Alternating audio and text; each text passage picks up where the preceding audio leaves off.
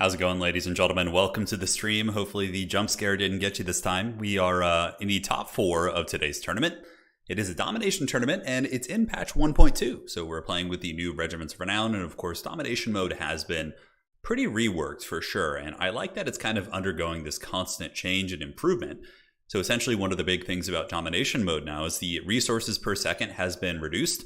So it kind of feels a little bit more akin to a land battle in that, you're not just getting a million units launching out nonstop. You have to be a little bit more, careful and tactical with what you choose as far as reinforcements go, which I like quite a bit. Hey, man, I don't know how to read your name, but catching you live from the start, yeah, man, it's going to be great. So taking a look here at the tournament, the first match is going to be Outer Region versus Zone. Zone actually got to the top 4 last week, if I'm not mistaken, but nonetheless, the first match is going to be on Battle for Itza. It's going to be Khorne versus Khorne, and I don't know why this always happens. We just I think in the last tournament we had as well, if I'm not mistaken, I'm pretty sure it was a Khorne mirror match. 100%. I'm fairly certain it was. But nonetheless, let's go ahead and take a look at the tail of the tape for the day. So over on TotalTavern.com, if you guys are looking to follow tournaments, as well as, we're going to be having big leagues, all sorts of fun stuff down the road. This is kind of where you want to be hanging out. You can see tournaments from myself and other creators as well. But on the top side of the bracket, we have Outer Region versus Zone. Outer Region defeated Drakens Svartenbeer, and then in the first round, he faced off against, I think, was he in the first round? Okay. And then we got Zone versus Clear. Clear versus Raced. And then, so it looks like Zone faced Harley and Big Bees. Yeah, Big Bees is a pretty high-ranked player as well. I think Big Bees is in the top 16. But on the bottom, we have Reginald Puggington. It's going to be facing off against the winner of Evenstar and Sleepy Lion. So that is going to be it. Should be quite a bit of fun. Hey, Okoy, how you doing, man? Hope you're doing well. I'll answer your question in just a second, so you can take a look at the leaderboard for Season 1. Season 1 is going to be ending pretty soon. I'm aiming at kind of a end of June for the end of Season 1. And then in July, we'll be having a little bit of a break, and we'll have a big tournament for Season 1, and then, some other cool stuff. So the prize pool for Season 1 finale should be around $500, so it should be, pretty decent for our community. And, so you can see this is the tournament right now, the Wild Wednesday Domination Tournament. You can see the top 4 here, and that is going to be that. So taking a look back at the battle screen here, we'll see if the players are ready. We could be jumping in and having a good old time. McCoy says, how long are these tournaments planned in advance? I didn't see this one on the website, and I was trying to join the next one. So, Okoy, this one has been on the website for 2 days, I think. Yeah, I posted it 2 days ago, or maybe yesterday? No, 2 days ago. Usually I put them up a couple days, but I'll message you next time and let you know, man. Who beat Inticity? He did not play today. He's currently streaming on his own channel. He's doing a head-to-head campaign with Flying Taco, if I'm not mistaken. So, Inticity is currently the #1 ranked player in the community at the moment. So yeah, he's waiting atop his throne of skulls. I mean, he's absolutely solidified a position in the grand finals, right? Like, he doesn't really need to worry. And here's the thing about the grand finals. Let me show you real quick how this is going to work. So the Season 1 grand finale, which is going to be having obviously, like I said, a little bit of a better prize. There's going to be 16 players invited. So you can see our leaderboard right now shows the top 16. If you want to look at the full leaderboard for the whole community, you can go here and look up any player by their Discord username. Just search them, and you'll be able to see if they have any activity in the current season, which I'm going to be calling the Dark Ages. But if you go to the main leaderboard here on the front page, all of these players are going to be invited to the grand finals. If you're in the top 16 when we finish the season, then you'll be invited to the grand finals tournament, which is going to be a 16-man tournament, one-day event. It's going to be big. I'm going to get myself, some other casters, and the #1 seed. So the advantage of being #1 on the leaderboard is that you'll be playing the lowest seed in the event in the first round. So it's kind of like a lot of esports tournaments do stuff like that, and tournaments in sports. But Inticity will be playing against Teddy. Houseplant will be playing against Dodokasin here. Void Laws will be playing against Dante's Inferno. So the advantage of being top leaderboard is you get a better seed in the grand final. You're more likely to advance, based statistically speaking, of course. But there can always be upsets, which is really, really fun for sure. We could see somebody on the lower end of the top 16 just absolutely, pull off a huge upset against a top player, which is part of the fun of that format as well. So we'll switch back. It is the dreaded Khorne mirror match. Let me see if the players have a question before we get rolling here. And also, got some Domination battles I recorded recently, and doing it a little bit different for sure. So start when ready. So what I've been doing in Domination recorded battles, because in my experience, Domination is very fun for like live tournaments and things like that, but like replays aren't quite as interesting and exciting in Domination, so I've been changing the way that I film them, trying to focus a little bit more on cinematic action, but also if there's times of like downtime where people are reinforcing and gathering, I started editing them, so it kind of cuts down some of the downtime between the action, and then I give an overview and summary, so hopefully that'll be cool. Will you be doing a bracket betting event like, well, not, yeah, something like that. For Faction Wars, yeah, we could do that. So we'll do something for the Grand Finals Total War where I'll give you guys a bracket to fill out, much like March Madness, and you can predict which players are going to get where, and the winner can get like a $10 Steam gift card or something like that. Dude, I don't know why we always get these Khorne mirror matches. At least they're using somewhat different banners. Outer Region has picked the one that has a grayish kind of charcoal hue to it, so we won't be in quite as tough of a situation. But I don't know what it is. Like the past 2 tournaments, we've had Khorne mirror matches. And look, the builds are like almost identical to what we saw last time. It's going to be a Bloodletter build with the Hellforged Host, with double Cultists facing off against Halberd. Dude, is this like, am I having deja vu right now? I feel like we've already seen this. Like this happened, right? Medley said, if I was playing in this tournament, Medley, I would pick CATHAY. I love playing CATHAY right now. I've been having a lot of success with them, honestly. Even against Khorne, I've been able to win against good players.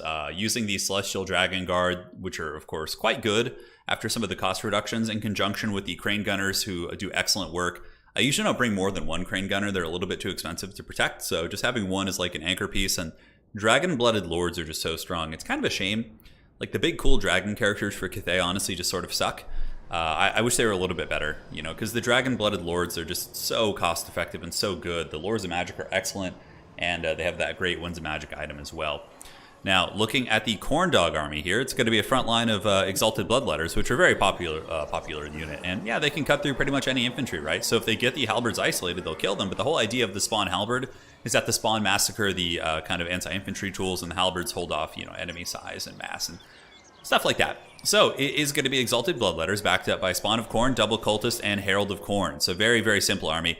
I mean, obviously, even if this were a land battle, for example, this would be a very mouth-breathing matchup. Typically, it's just going to be 2 big, grindy melee blobs going at it with a little bit of tactical flexibility as it pertains to like SEM gooning and trying to kill characters and heroes and things like that. But that's pretty much it.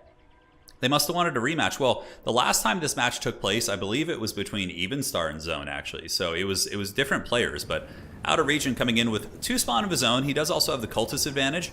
Overall, I do like this army quite a bit. This one has a little bit more width, so could get some sort of envelopment. Cultists obviously give you a bit of a false inflation. They give you a couple units of those Bloodletter summons, which is very, very good. I still think Cultists need another cost increase. I would like to see them get another 100 gold increase, because it's too good. I mean, the Cultists are very strong fighters. Like, look at the stat line on them. They're basically as strong as, like, it's almost like a Sigvald, right? He's got, like, 4,000 HP, like, great stat line. Of course, he doesn't heal in combat, but he can summon Bloodletters, and for that price point, it's pretty insane. So I think nerfing Cultists a little bit more would be good. Because there's kind of a principle about that. I think that, I'd rather have units like that, like, slightly underperform, because when they overperform, it's just really bad for the meta overall, but we'll have to see. Hey, Jay Phoenix, how you doing? As a World Eaters fan, love this very lore-friendly matchup. Yeah, man, World Eaters Codex is on the horizon, isn't it? That's pretty cool stuff. Going to be very tough to not get into that, but I'm a little bit more invested in the old world. Going to be saving all my hobbying passions for that. I already have 2 40k armies, so we are all good.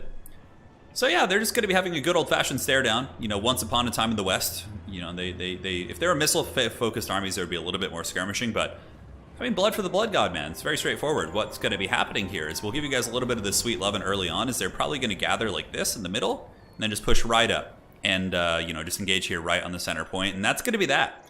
Very simple, straight to business, rooting for Khorne. We all know how it goes. Thank you for joining. The Halberds won't do that good. You'd be surprised. They can do well. I mean, the idea is that they kill the enemy spawn, and then the spawn kill the Bloodletters. But it's a little bit easier said than done, especially with double Cultists here, because the Cultists are going to pack a lot of punch themselves, and they can certainly do some work. So first summon coming out for the Forces of Khorne is going to be in, man, the Hellforged Host and all these like RORs are super cool looking. Look at these bad boys. I mean, god damn, they're so rad. And in the back we do have the first spawn of Khorne coming out. Reinforcements for the other Khornate army is going to be Exalted Bloodletters.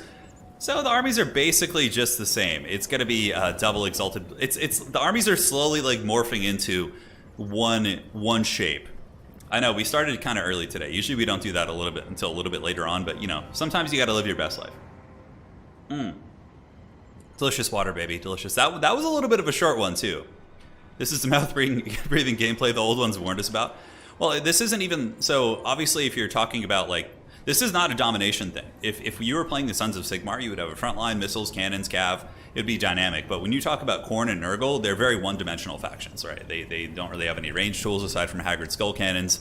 So typically those matchups are going to be a little bit more grindy. And if you were in land battles, it would be the same thing, but even worse, because essentially it would just be grinding and there would be no objectives. And so there's the play is even more linear. Like here you have to kind of think, ooh, that's actually a little bit of a mistake by Zone. He lets Outer Region capture the middle objective here initially.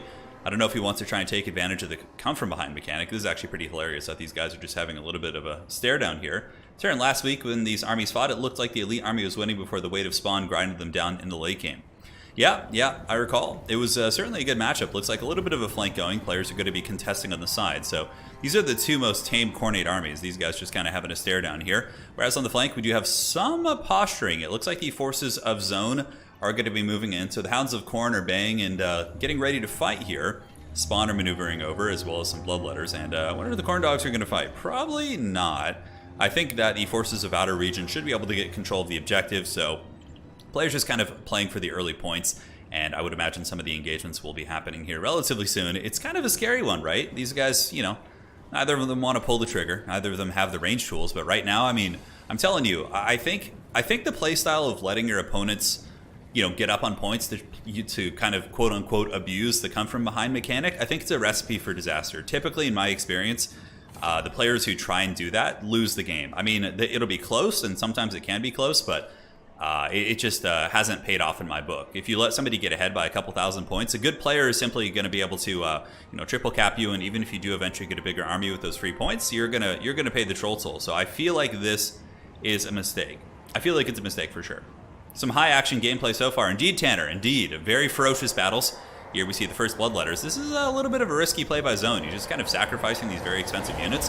So Spawn are going to get in and just absolutely massacre these guys. Huge weapon strength, and I love how it's just kind of like a powder keg, right? Like there's no fighting, and then suddenly just like fighting erupts all over the battlefield. And you can see immediately these Exalted Bloodletters getting shreked pretty badly, so that's an expensive loss here for your boy. And it looks like Outer Region is going to be claiming this objective over here with a pretty good control. And both armies are kind of maneuvering over, so look at the shambling hordes are heading over to this objective here to try and gather their forces. Value is pretty even. We can see Bloodletters for Zone also taking some damage. Locus of Wrath going down. Very good ability. One of the reasons why the basic Heralds are very, very good. Big Demons aren't bad in this matchup. You can also go Scarbrand, but in my experience, Scarbrand isn't like great against Spawn and Halberd, so you know, I think that's one of the reasons why we don't see him. But, you know, even trading, but all three objectives are owned, I think. No, one objective in the middle has actually been taken back by the forces of Zone. So it is a 2-to-1 cap. And that's a pretty sizable lead, right? It's about 900 points, give or take. A little over 1,000, actually. And that's going to be a tough one. Now, double cultists are going to be moving in right here. Blood for the Blood God, Skulls for the Skull Throne. Kind of hard to tell what's going on, to be completely frank. A little bit of a harass with the Flesh Hounds in the back. So here we do have two Flesh Hounds kind of going at it, fighting over this objective, while the forces of Outer Region seem to have claimed control. But now the cultists are going to be coming out, so cultists are going to be dropping their summons to tar pit this army, and it's very, very cost effective, man. Just showing like cheap, like expendable summons, which can actually do a ton of damage against Chaos Warrior Halberds. But kind of looking at the concave here, it looks like Zone's army is starting to get a nice kind of kill concave. The Spawn here kind of getting overwhelmed. The Hellforged Host is doing pretty good, actually. That elite ROR unit, having the armor does help a little bit against Spawn. So they do have the 60 armor, and the Spawn, of course, do not have great armor piercing. Oh no, why did my game crash? What the hell is this? It's strange. Somebody was mentioning there's been some crashes. Hopefully the players did not crash and will be okay. That's so weird. That is so weird. I haven't had a crash like that before. Very strange. Well, we'll see if the players crashed, and if they did, yeah, everybody did. All right, no problem. Okay, so we can, yeah, everybody crashed. Everybody did. I think it was a server thing. No idea. Never had that before. All right, so we got the warm-up game. Very strange. Like, everybody crashed there. Everybody. So let me check with the lads and see. Yeah, everybody crashed at the same time, and it was the same thing too. Very weird. Okay, so I will rehost. You guys can start Oh, shit. You know what? There was a hotfix today. Creative Assembly put out a hotfix. Oh, man, I really hope it doesn't screw with our finals here. Oh, that would explain everything. Okay, well, let me invite the players back. Hey, and you know what? On the bright side of things, more people can gather for the old finals. Okay, 1, 2, 3. You two can go ahead and...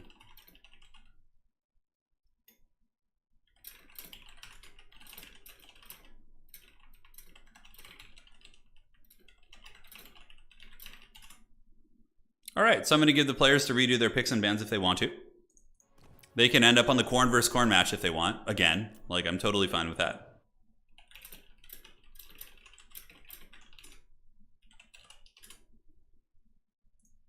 All right, hey, Mog, thanks for becoming a member. Appreciate that.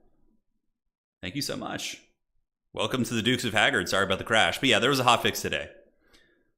Creative Assembly put one out, and hopefully it didn't cause too much drama. That game was more or less a like dead even. Like nobody was in a state of advantage at that point. So, you know, we're gonna replay that bad boy. I would be fine redoing it, but Khorne sounds good. All right, so the players are gonna redo that bad boy. And let's get this party started. CA touched the code and now it's broken. Well, let's hope that doesn't just keep happening.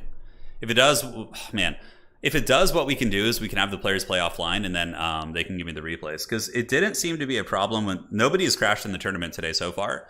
Maybe when you incorporate a spectator, it causes problems. Hopefully not. We'll get to the bottom of it though, for sure. We will get to the bottom of it. Hey, welcome to the stream, guys. We had our warm-up game. That was just to kind of warm up my voice a little bit. And thanks for becoming a member, man. Again, I really appreciate that. So it looks like it's just going to be a Khorne mirror match. All right. They have opted to play the same thing.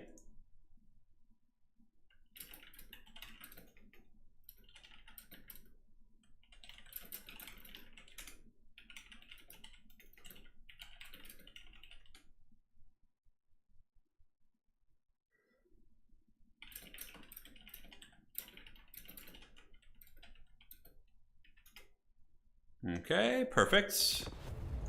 And we're firing this bad boy up again. All right. And it is not best of 5. This is actually a best of 3. So I need to update that as well. Yeah, man. And it is the semis. The cursed hotfix causing all the problems. All right, let's see if this works now. Reginald says, I haven't had any crashes in my previous games. Yeah, let's hope it was just a one-time thing. Very weird. Very, very weird. Now, the players still have different game versions, I'm pretty sure. I haven't had that problem, but again, I haven't played this game since the hotfix this morning, so I just kind of fired it up for the first time, and, you know, when you incorporate a spectator, it probably changes things quite a bit, right? So you have to kind of be privy to that for sure. Yep, same builds, totally fine. They can Royal Rumble it, and we'll see who's able to come out here. And cool. All right, come on, Creative Assembly, please, I beg thee. Give us the power we need to advance through this event. So, ladies and gentlemen, here we are for the first time in the first match of this event. It's going to be Zone with a Halberd spawn build backed up by a Herald of Khorne and double Cultist on the battle for Itza, playing against the forces of Outer Region. Outer Region going to be coming in with a more elite build like we saw before, Herald of Khorne, double Cultist, and it is also going to be the elite unit. So we have the Hellforged Host, we have the Spawn, looking to go fisticuffs here with the forces of Zone. So it is an ODM versus Outer Region duel. I know ODM is a very, very powerful clan, and we'll eventually be setting up pages on our website so you guys can find out how to join these clans. It's a really good way if you want to get into competitive Total War, how to kind of train and practice and you know, sharpen the iron, as they say, and get in there. So I feel like we probably need a little bit more of that MLG analysis, but we'll save that for a little bit later on in the stream. I can't do it too much, you know, it has to be kind of a magical thing that happens every so often. So Spawn being summoned in, and on the other side of the battlefield, we see banking resources for Zone. Wouldn't it be cool if you saved up for something like huge, like Skull Crushers? I don't think Skull Crushers are great here. I mean, honestly, though, they're not bad against Spawn with their armor, and also they can do okay against Bloodletters, but it's not like the most cost-effective trade. The anti-infantry variant, I think, could see a little bit of play. For example, if somebody was holding a side objective, you could summon in the big anti-infantry demon cab and, you know, maybe try and do a little bit of work to those guys. Henry from Denmark, how you doing, man? Welcome, welcome. Round 3 fight. Well, this is actually just round 2. So the first game, unfortunately, everyone crashed. Like every single player crashed here. So maybe if we do have another crash, what we'll do is we'll have everyone, including myself, verify the integrity of the game files, as we did have an update today. Sometimes that can help for sure. Hey, Chibin, how you doing, man? I'll get back to you today. I saw your message. I saw your message indeed, brother. So the Cultists of Khorne stand at the ready. We're once again having a similar stare down, and look at this cool looking army, man. I really like the Hellforged Host. That's actually a pretty easy scheme to paint too. Like this is, if you wanted to actually paint these bloodletters like this in tabletop, you would probably like prime them like a charcoal black type color, and then just like dry brush them with red and do a little bit of highlighting. It would be pretty easy actually. Bloodletters are very, very simple indeed. So the standoff is once again, and honestly it looks like an exact replay from the last game. Although this time Outer Region is going to be sending over what appears to be some spawns. So spawn are on their way, and we get double Corn Dog coming in. So the double Corn Dogs are pretty good. 2 Corn Dog units could easily defeat 1 spawn unit. They have an incredibly high weapon strength against light armor, 65 weapon strength. So if they're just going to be buzzsawing into the spawn, it is going to be great. Corn vs. Corn Middle Grindfest. Yeah, this happened last week. Actually, one of the first games we had on stream, and I was like, man, that's oh man, a 3rd Corn Dog. Look at this. So Zone changing up his strategy a little bit this time. Not too much, but he's going with a massive amount of Corn Dogs. So he's got 3 of these guys and is looking to probably isolate one of them, one of these spawn units. You'll see the spawn go down very quickly to that, but yeah, it's pretty fast and furious, man. I still think that triple Corn Dog would probably beat these 2 units, so like with proper micro. Like if you get 1 Corn Dog and go like right down the front, and then the other ones come around the back and do a little bit of like flanking like this, you could definitely just like hammer down that position. The mobility is very, very strong for sure. No, don't do it. Don't do it. We won't do it. Don't worry. We'll save it for later when we're on like Arnheim or something like that. But yeah, once again, just kind of the classic stare down. 3-minute mark. The objectives have opened up a little bit. And it looks like neither player is going to be grabbing them yet. So we have the one objective in the middle. They're both kind of eyeing it, waiting for the other player to make a mistake. And the high ground objective has yet to be pressed at all. Yeah, waiting for reinforcements. So it looks like in the back, what are we going to be getting? Some sort of a... It said enemy reinforcements are approaching from somewhere. Perhaps it was from a vanguard point or something like that. And it looks like Outer Region is going to be moving up to grab the objective. So he will be immediately securing this point. And he's going to be quite cozy in doing so. Reginald says, I do feel like Outer Region has a better build. In the first game, he was ahead in both army value and capture points. Yes, indeed. Indeed. So the build is obviously a big factor, and I'm sure he can replicate much of that success. I do like the Hellforged Host in here. I feel like they actually do a surprising amount of damage against spawn, and can also cut down the halberds, so they can do some good work. So yeah, 2 objectives being taken here by Outer Region again. I think that is the proper play. And now that a 2nd Corn Dog has reinforced here for Outer Region's army, we have the 2 Fleshhounds and the spawn. That objective is going to be going very, very firmly here to your boy Outer Region. Kind of curious about his name for sure.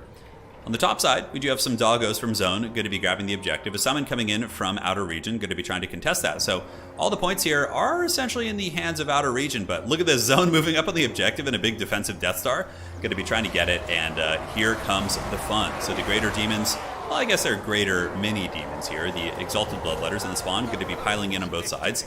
And the Halberd Blob is going to start taking some work for sure. You can see the Hellforged Host doing some work.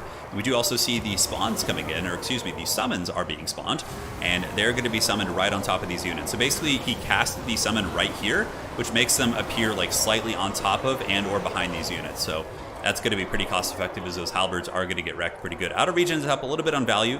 Corn Dogs up here on the top. Outer Region did get the charge, and it was actually missed here by Zone. So Zone does kind of get compromised there a little bit.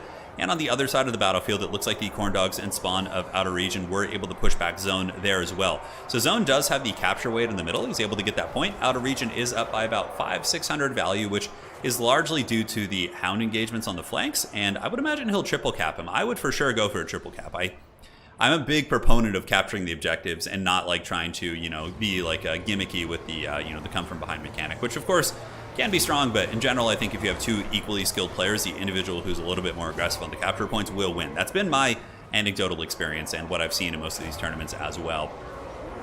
So in the middle, Outer Region's forces still grinding. The forces of Zone and Spawn certainly doing pretty well. We did see this matchup last week, a very similar style, and I believe the Halberd Spawn build did eventually win it out in the long run. But Exalted Bloodletters will be very, very good against Chaos Warriors of Khorne, but so too will they against the Bloodletters. These are the dual-wielding variant There's a lot of them, and they should be able to put some hurt on these demons. So the high ground objective is going to be going to outer region. So he's going to be controlling that bad boy. And we do have some spawn over here, still fighting, still controlling that objective, and trading very, very cost effectively. This spawn of Khorne unit from outer region here is easily going to be able to win this fight, most likely, with the Hound support against these Bloodletters, and that's going to make him certainly pay the troll toll. Now, you can see the capture weights kind of going back and forth here. Hound's coming in. Nice flank right there from a zone. He gets the Hounds and hammers into the back of that Khornate formation as the spawn, and various demons of all sorts of fun stuff. We're just kind of royal rumbling here, man. Here comes Zone with another Hound flank, so the Hound's going to be circling around, being pursued by the Hounds of Outer Region. Outer Region may be going to be coming in for a Space Jam flank right here. Would not necessarily be a bad idea to support the Hellforged host a little bit. And reinforcements going to be basic Bloodletters from Outer Region. Reinforcements here from the forces of Zone are going to be Exalted Bloodletter. So really going all out on that middle objective, but you have to remember this entire time there's a double cap going on, right? We have the objective up here and the objective up here going down for Outer Region. Meanwhile, he's also up by about 500 value. So heavy fighting here in the pits as the demons fight against the mortals. The mortals, of course, were a little bit healthier at the start of the fight, but these Bloodletters are basically born and bred, although I wouldn't say born. I suppose you could use that analogy, but still trade very, very well into the warriors. And you can see, look at the Exalted Bloodletters, man. So good. 112 kills, Hellblade active, 53 weapon strength, 53 melee attack. These guys were born to just give the business to these mortal warriors here. And once again, oh man, every time there's like a little bit of a stutter, it gives me some anxiety. I'm like, oh god, don't crash. Side objectives, yeah, very much in the control of the Charcoal Khorne faction. We do have the Outer Region holding on to it like a champ. He's up by about 600 points, winning the periphery engagements as well. So honestly, it pretty much... Oh, the big Sword of Khorne coming down right on top of the halberds. The Sword of Khorne coming in from Outer Region, so clearly he's been claiming plenty of skulls for the Skull Throne. The two cultists obviously making a big difference as well. Their hard attacks, every one of their hits is essentially going to be killing models, right? Which is very, very cost effective. And overall, it looks like your boy Outer Region is going to be taking control of the game. And it kind of just looks like a land battle, really. You know, you have the middle fight with a couple, flank engagements. The objectives are just forcing them to fight, really, which I think is kind of the intention of, domination and whatnot. But here we see the Fleshhounds and the spawn kind of beating down the Houndos of Zone. A couple units being sent back to the old Khorne Infirmary. Of course, Khorne renowned for his physicians. And yeah, honestly, it looks kind of like GG a little bit. I don't see any coming back here for your boy Zone. He's down by about 1,000 value. He's triple capped. And, it's more or less decided. So what I was telling you guys about earlier, how I'm going to be changing the way that I cast Domination replays, is like in a situation like this, I would probably just like edit it out to the very end, because I simply do not think there is a chance for Zone to come back at this point. He's lost his army, and I don't care how much come from behind mechanic you're going to be getting. If your opponent still has this much mass out on the battlefield, you're not going to be having a good time at all. So Khorne certainly claiming the W here. His Outer Region's going to continue fighting. It looks like Zone's going to be going for some Lord Sniping with his Herald, trying to take down the Herald of Outer Region here. We've got a couple tattered Chaos Warriors, but a single Hound unit is easily going to be able to feast on them. And honestly, nobody is really banking a lot of resources, right? Like, just not happening. Not happening. Melody, thank you for becoming a member. Or for being a member for 15 months, excuse me. I didn't see the correct notification. Bless us with the Death Guard army picks in the Discord. I'm so curious to see. Thanks for everything. Be sure to like and subscribe, join Discord. Hey, thank you. Thank you, Melody. Really appreciate that. And I will. The Death Guard army's been finished for a long time, so I could certainly post some pictures of that. A couple Fleshhounds of Khorne in the middle from Zone. He's trying to scrap his way back, but he's just down by so much. And at this point, he would have to just cover so much of the battlefield, right? You got this point here, you got one here. Like, just getting all that ground and winning this fight against his very scary Khorne blob here is going to be... it's going to be next to impossible. And right now he's trying to pull back, gather his forces. We see more Fleshhounds coming out. The classic, like, I'm help me Anakin, I'm dying, I'm too weak, is just when you see Hounds and Cav coming out in desperation, trying to, fight these little mobile skirmishes to get value back. But the Khorne army of Outer Region is just far too strong here. He's up by about 1,500 value, and right now the score differential, yeah, you can see the forces of Zone are getting 10 supply, right? But they're getting 10 extra, so they're at 25 against 15, but that's not going to make a difference at all in this situation. He's just too far behind, ladies and gentlemen. And that is going to be that, if I'm not mistaken. You guys talking about Darktide? Yeah, I'm certainly interested in that game. That's going to be fun. I'll be playing it a little bit on the old channel. Bloodletters of Khorne being summoned in from Zone, but he knows it's over. GG, well played. The Khorne Blob, the elite infantry, actually won the day with the cultists. Seemed to be pretty dominant in that fight. But, like I said, take those objectives. Like, that made it so his opponent couldn't, had no chance of scrapping back in terms of value either. It kind of took away and closed the door on the game. So GG, well played. Good scrap. I love seeing the Hellforged host. Yeah, look at the value, man. 1,900, 1,800 on these elite characters. The Spawn did okay. They certainly did good, but many of the halberds seem to just get trash canned. Yeah, like 500, 300 here. That's pretty rough. So the elite infantry really were the name of the game in the matchup in conjunction with the cultist summons. All right. So that is going to be game one. Going to Outer Region in this best of 3. The next map is going to be Death's Pass. All right. So they are going to be doing their picks and bans here. So now we can head on over to the old picks and ban screen. It's going to be zone versus outer region. And let me just reset everything. And it's going to be Death's Pass. So now I'll show you the picks and bans. Normally I do that every game, but we didn't get a chance here to do that. Outer region currently is up 1 here. So it looks like, let's take a little gander over here. Are we able to fast forward the first 2 minutes? That's pretty funny. Only at the end of the match, I realized your SCMs were on foot. So zone is going to be going Tzeentch and Nurgle. And then the pick for outer region is going to be Tzeentch. Oh, man. So that is his final pick as well. Seems like he's trying to like pull in the dreaded mirror matches. Oh, my God. Look at it. It's going to be Tzeentch again. It's going to be Tzeentch again. Oh man, guys, we got a mirror match. Hey, but this mirror match is much more exciting. There's like a lot of range, there's mobility, there's like Chaos Knight type units. It's a little bit more engaging for sure. But it is going to be a Tzeentch mirror match. The gods do not smile on us this day. We must suffer. We must suffer. Thank you all for joining, by the way. Willamo says, Turin, damn you. Watching your stream encouraged me to start painting myself. I'm highlighting my first Drukhari warrior and it's hell. Yeah, dude, oh my god. The Eldar models are rough. You see, the great thing about Chaos is you can use a lot of washes and dry brushing and it just looks great. But when you get to the more finesse fit, like kind of painting factions, it's very tough. Which faction do you think will perform best against Khorne once Immortal Empires comes in? I mean, Vampire Counts, I think, will do very good against them. I honestly think Vampire Counts will wreck Khorne. I could be wrong. But I don't know. I feel like they'll be very good. Yeah, and like shooting factions will be fine too. You know, there's plenty. Vampire Counts will do good. Tomb Kings might have a decent matchup. Khorne doesn't have any magic to punish their really good infantry, so things like Kepler Guard, you know, Skeleton Archers, Khemrian War Sphinxes, I mean, they got a lot of good stuff. Yeah, we haven't seen CATHAY yet. It's Protoss versus Protoss. It basically is, yeah. And Turin, I used to love these Warhammer 2 streams, but by... Yeah, the Warhammer 3 factions are very limited, Calamar. Yeah, that's going to change soon, though. We're in the Dark Ages right now, guys. We just have to push through the next 3 months, and once we get access to the Immortal Empires, you know, everything's going to be great. We're going to be in, like, the Warhammer will be in the best multiplayer spot it's ever been in, once that happens. But right now, we're certainly in the Dark Ages. Certainly in the Dark Ages. Khorne will die to a lot of Mortis Engines. Yeah, Khorne kind of does struggle. You see, Khorne can beat Nurgle, but not in a head-up fight. Khorne beats Nurgle by playing mobility and, like kind of forcing Nurgle to overextend, right? But the problem with doing that against Vampire Counts is they can have a Mortis Engine, but on top of that, they also have great mobility. So Vampire Counts will have, like, Blood Knights. Blood Knights will absolutely dominate Khornehounds. You know, there's a lot of engagement elements like that I think will be quite interesting. Any chance of you trying all the good Empire mods and playing an Empire campaign again? I started one with the air. Yeah, I will. So the first campaign I'm going to be doing when Warhammer 3 comes out is going to be an Empire campaign. And they're going to go bash some demons. But what I'm really, really excited, though, to do is simultaneous turn head-to-head campaigns with Mortal Empire. So what I want to do is grab myself and you know, a friend and do a 2v2 head-to-head campaign where we have Karl Franz and Volkmar the Grim, or Karl Franz and Balthazar Gelt facing off against, like, Vlad and Manfred. How cool would that be? Like a 4-player head-to-head simultaneous turn, like battle for, you know, the Reichland kind of campaign. I think that would be so damn fun. I think it'd be so fun. The night is darkest just before the dawn. Yeah, we're certainly in the Dark Ages now. I still enjoy tournaments, but there's not much else I enjoy in terms of, you know, the factions are pretty limited. But, you know, we'll be there soon. We'll be there soon, guys. We'll get through it. All right, so let's take a look at the army variants. So for the Forces of Tzeentch, it is going to be a front line of blues. So we got blues into the sunset, backed up by pinks and the Blazing Squealers.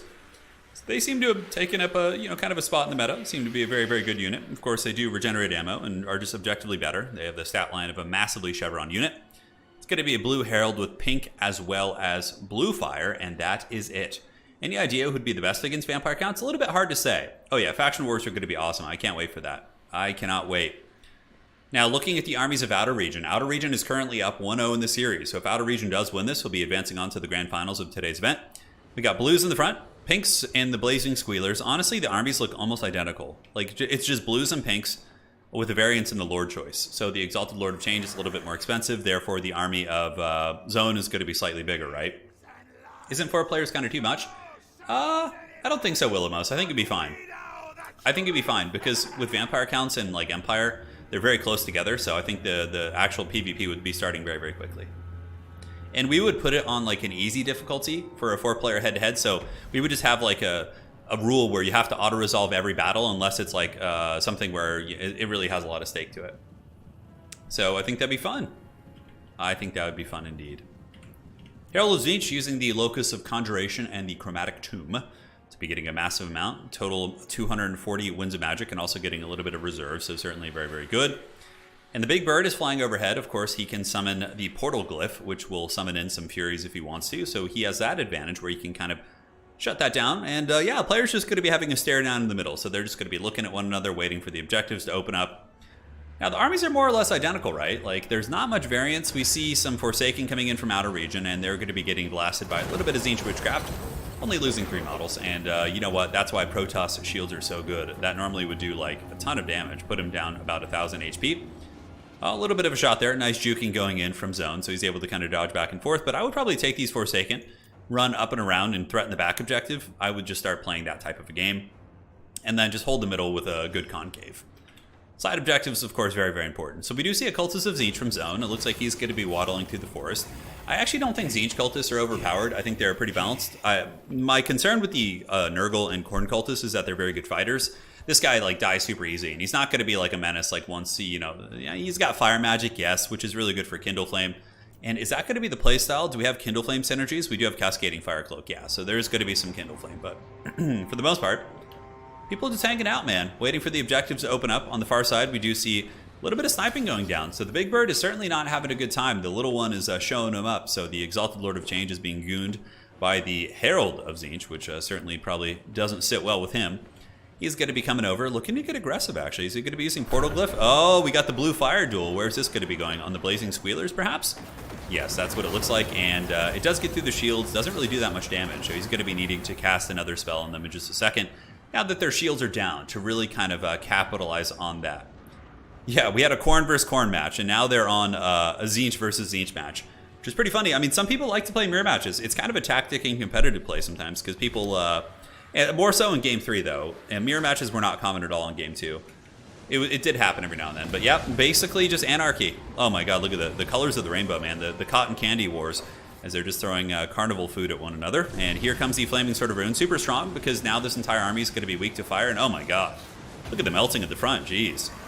The initial line to the blues just getting pounded super hard. Blazing Squealers doing very good, but we do see the Chaos Furies being summoned in, and nice blue on the side from the Exalted Lord of Change, and it looks like he himself is going to be jumping in. A little bit risky, he could be focused down, but overall, I think the army here of Outer Region is in a slightly better position. He has the Furies on top of the Blazing Squealers. He does also have the Exalted Lord of Change causing disruption, so several of these units aren't shooting effectively. On the backside, what do we have? We have Forsaken versus Chaos Knights. Wow, Zone actually brings in some big, meaty Chaos Knights on the back to try and pressure this point. And they trade very well against Forsaken, obviously. Forsaken have pretty terrible armor piercing, so the Chaos Knights here should do relatively well and eventually break them, although some Furies are coming in from Outer Region. And if the Furies come up and around and slam into the back of those Chaos Knights, they might be able to pull off a W in that fight. It's going to be a little bit tricky, though. Now, looks like the Outer Region army in a little bit of a favorable spot. We see Chaos Furies of Tzeentch being summoned in from zone, certainly a good play, but a little bit late. Like, I feel like that army already did a ton of damage, and looking at the forces of zone here in the middle, it looks a little bit bare. Outer Region is up by about 700 or 800 value. The Blazing Squealer is going to be shooting across. Yes, the Napoleon Total War Warhammer edition. Pretty great stuff. A lot of shooting. Always a good time. But the big bird is making more of a difference. He's causing a lot of problems. He's a little bit more efficient in melee at shutting things down, and the ability to summon Fury seems very, very strong. But Zone is doing a good job on the side objective. I really like the Chaos Knight play. These Chaos Knights are just doing the work of the gods here. Probably not amazing value, but about 900, and more to come. And it looks like, wow, the Chaos Knights here actually are going to be 2v1ing here versus the Chaos Furies as well as the Forsaken. So certainly quite a beauty. Back objective owned by Tzeentch, no surprises. Tzeentch, of course, is going to be owning all the objectives at this point. Zone has the middle, but it looks like the back objective is owned by Outer Region, and this one is currently neutral as well. So this is really just more of a value trade at this point. Who's going to be able to kind of get these little engagement victories and pull ahead. And, you know, obviously if you lose the big chicken here, that could be a big step in the right direction for Zone. Now, Zone needs to win this game. If he does not, he's eliminated from the tournament. Looks like there's going to be a Flaming Sword of Ruin going down here. Incredibly powerful. If you guys are Tzeentch players, you definitely want to use the Cultist for Lord of Fire, because it does make the entire enemy army weak to fire damage with the Kindle Flame passive, and pretty much all the shooting of Tzeentch does fire damage. Tzeentch army ability coming down here could do some good damage, not going to be crazy. It looks like, for the most part, Outer Region does see this coming and is going to be able to move out of it.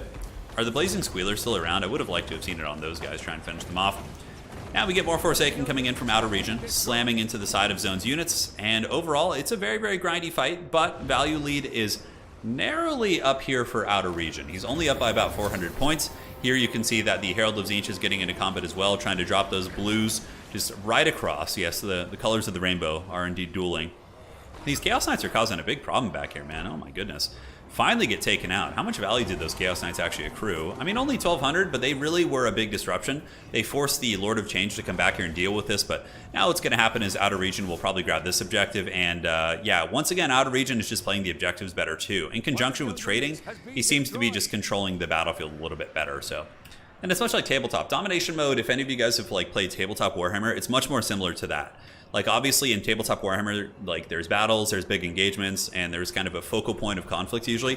But controlling the battlefield is a big variable as well, and sometimes sacrificing units for the sake of, you know, controlling key points is very, very important. And that's pretty common in games. You know, a fair amount of modern RTS games will have, like, objective-based gameplay and things like that. I mean, Age of Empires, you have sacred sites. You know, I believe Company of Heroes has some, like, valuable points, like, you know, sort of like requisition points and things like that. Haven't really played that one myself. But, yeah, looks like it's going to be a triple cap, man. The back objective is not being taken back, and this is the home field objective here of Zone. But Zone is so focused on value trading here that he's really not playing the objectives, and he's going to start falling behind pretty massively. Lord of Change is probably a little bit more of a long-term sustainable character, because even Tzeentch will eventually run out of magic, right? And when the magic is all gone, you know, the big bird is going to be there with his drumstick, just beating on the forces of his opponent like a drum, whereas the little exalted dude, like, he's not like super strong in combat. He does have 375 weapon strength, but he is not known for his combat prowess. And who spawned these? These are all Outer Regions. It's very, I mean, these armies look almost identical. So my apologies, guys. A little bit hard to kind of tell all these guys apart, but we're trying our best here. Nice blue fire or pink fire right there. He's able to kind of tickle those Forsaken. Now they're going to be getting bull charged by the Forsaken, or excuse me, by the Spawn. The Spawn are very good against them. They have armor sundering, so you can see the armor of the Forsaken immediately goes down, and the KFC King is coming over with his drumstick, making his boy Sartorial proud. Lords of Change are really, really cool, man. They're rad-looking models.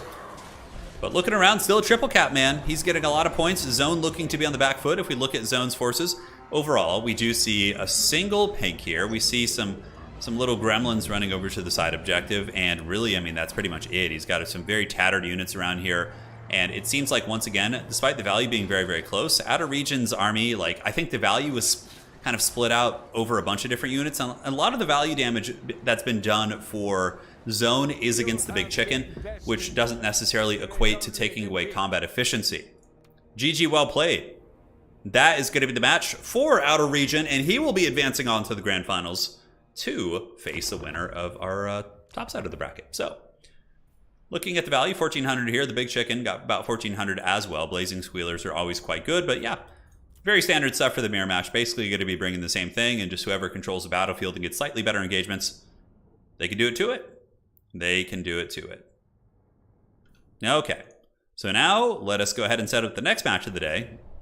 It is going to be, let's go to the tavern and see who actually made it. I do not know who actually qualified yet, so let's refresh this. Who is on the bottom side of the bracket? All right, so we have our match. Ooh, it's going to be certainly a heavyweight duel.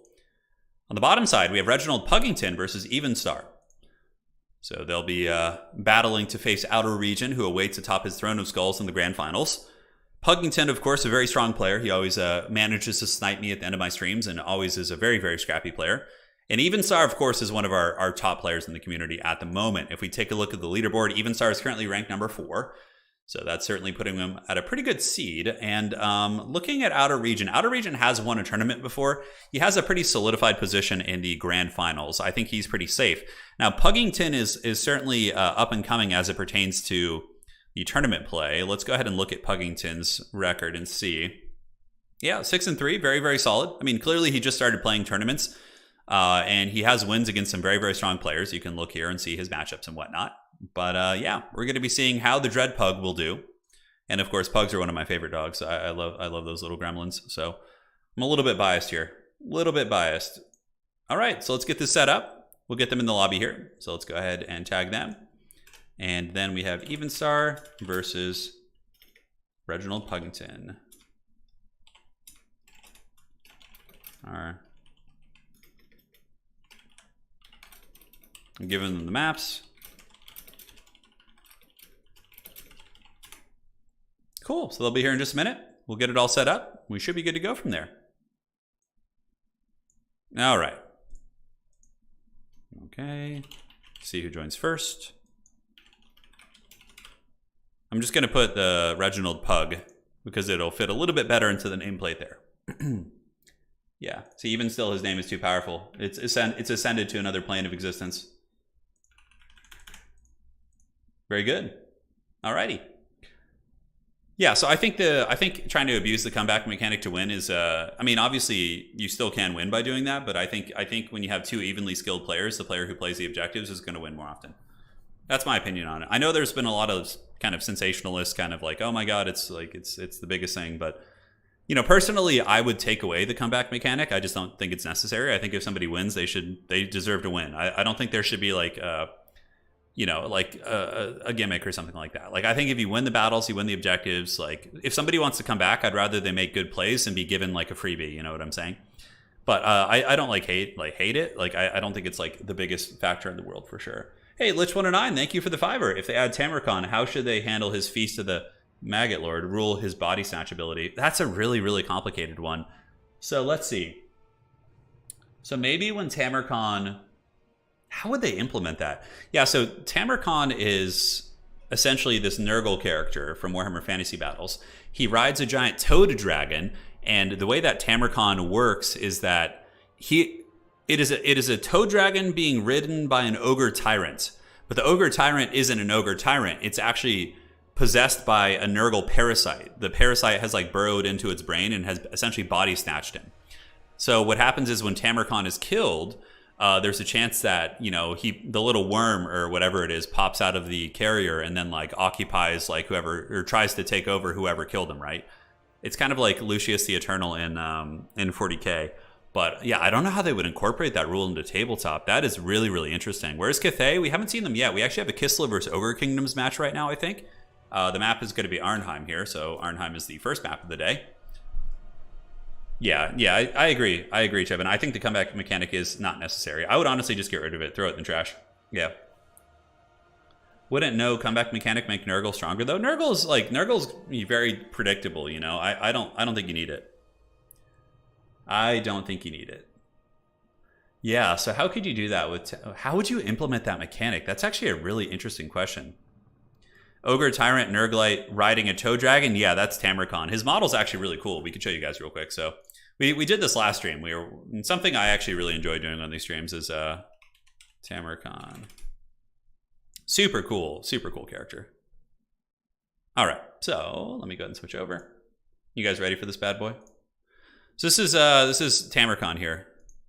Like, look at that. So it's an ogre tyrant who's like obviously corrupted and possessed by Nurgle, and he's riding a giant like freaky toad dragon. Yeah, it's super rad. Like, look at this model. Like, this model is just so cool, and it has that like old school Warhammer Fantasy feel too, but also maintaining like, you know, a little bit of a modern look, as you could say. Yeah, you can see there's the corrupted ogre tyrant there. Here's the Tamricon model. Yeah, he's really cool, man. I wonder if he's being sold on the Troll Trader. We'll have to take a look at that in just a second. Yeah, probably like I think CA would implement it with like a debuff or something like that. Hey, Turn, are you waiting for Warhammer Skulls Festival? And yeah, I'm certainly excited. Yeah, hopefully they reveal some cool stuff. McCoy says, how am I just hearing about this? Dude, yeah, it's a really cool character. Maybe something happens when he dies, but nothing too fancy. Stealing your opponent's lord is ridiculous. Yeah. Okay, you could make it like a super rare thing that like, okay, if there's an enemy lord within like melee range of him and the enemy lord is below like 15% health, he takes over the lord. Right? Oh, that lord is going to be added to Warhammer 3, guys. It's going to happen. Tamricon is like super cool. They're going to add him. But here's the thing. Like, let's say it's a super hard to pull off thing, but if an enemy melee lord kills Tamricon, they're within range of him, and they're low enough in health, like they're too weak to fight off the Dread Worm or something like that, like then maybe he can like take them. I think that would be like one of the coolest things ever. But let's say like if Tamricon takes over an enemy lord or hero, then like that hero slowly takes damage, like just to make it kind of fair, so that it would just or you know what even might be a little bit more fair is when Tamricon actually dies, like enemy lords and heroes nearby take a damage over time effect, as if like he's like attacking them. The parasite is attacking them. So like if Tamricon gets taken down by, let's say, Grimgor, and Grimgor takes like a damage over time effect for like, let's say 30 seconds to a minute, right? So there's like a punishing effect for killing him.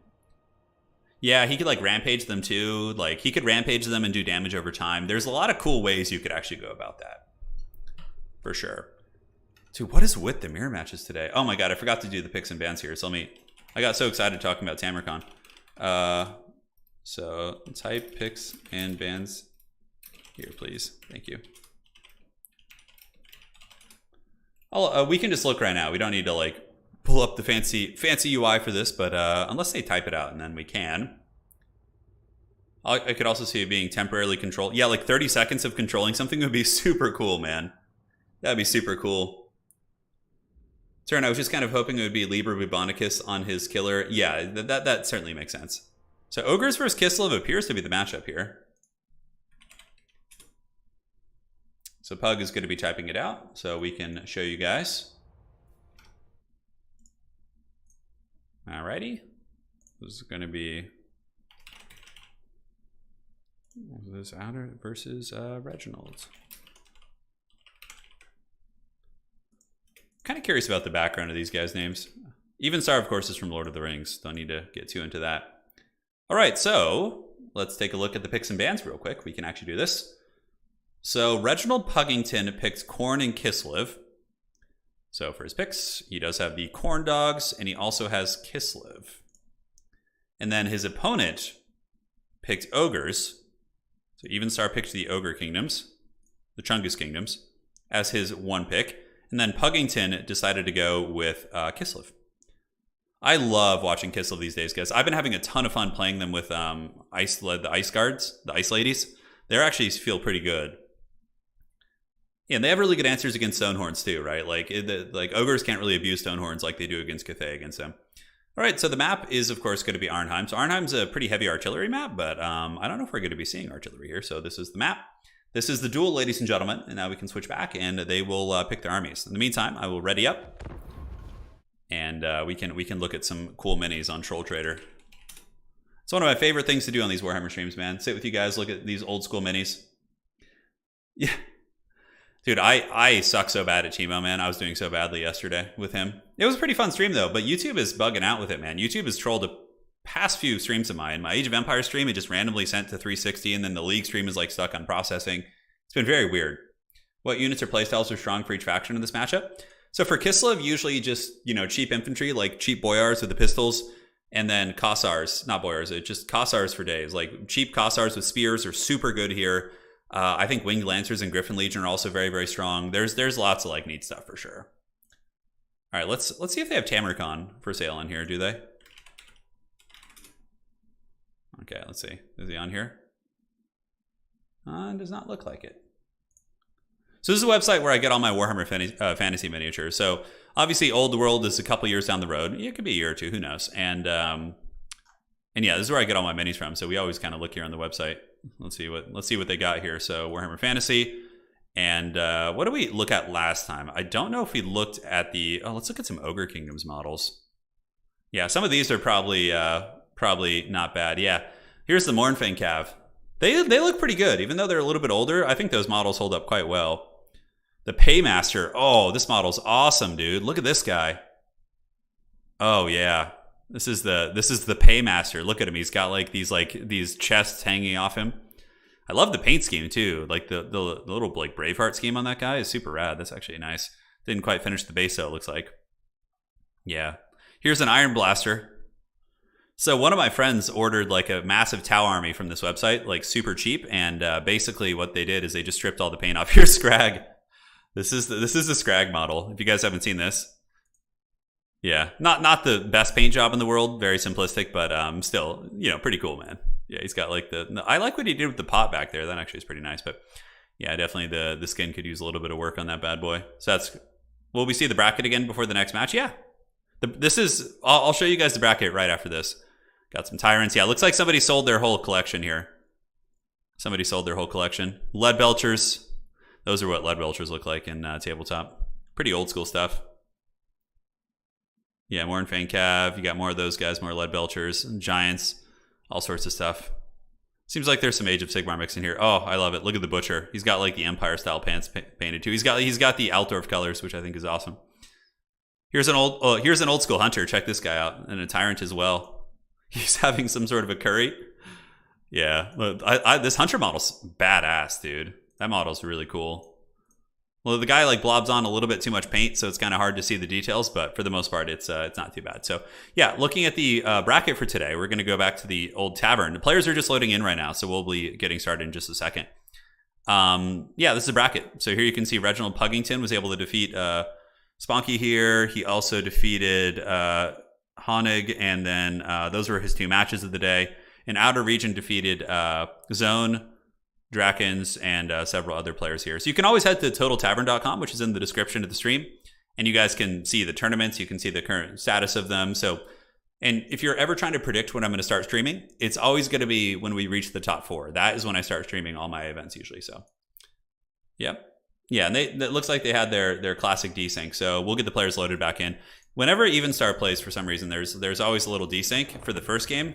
It happens with some players, and then after that, they're fine. So we have a little bit of time here, so let's get him back. Okay.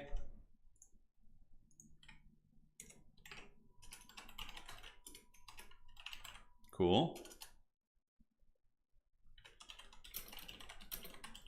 Desyncs first time. Game armies, good luck, have fun. All right. See what they got, man. Let's see what they got. So we'll get him back here in a second. And in the meantime, we can just kind of keep looking at minis and having fun. Thank you for the info. Hey, you're welcome. You are very, very welcome. Any Chaos Dwarves? Yeah, I mean, there's tons of Chaos Dwarves on this website. Yeah, there's a whole bunch of those bad boys. The models are actually very cool, though. Let me go ahead and pull up the Chaos Dwarves, and we'll take a look at those guys in just a second. Chaos Dowie, all Chaos Dwarves. Because the Chaos Dwarves were more or less discontinued, I think, recently. They were sold up until very recently, if I'm not mistaken. I know Even Star has had some connection issues lately, but hopefully he'll be able to get through this. All right. So while they ready up, we can take a look at some of the Chaos Dwarf stuff. So here we are, and it is go time. Now the patch has been out a bit longer. I think sleds aren't that bad now. Yeah. So here's Chaos Dwarves. These are the more modern models. You can see these are the Infernal Guard. You can see these guys are actually really cool. They held up very well. Those are badass. Those are basically like the Chaos Dwarf equivalent of Thunderers, right? For any of you guys who don't like know much about Chaos Dwarves. Yeah, the Veiled Tauruses are really cool. Yeah, here you have the CATHAY Fireborn. They're like these kind of fire elemental guys. They're very rad. The old Chaos Dwarf models are pretty hilarious. They are pretty hilarious.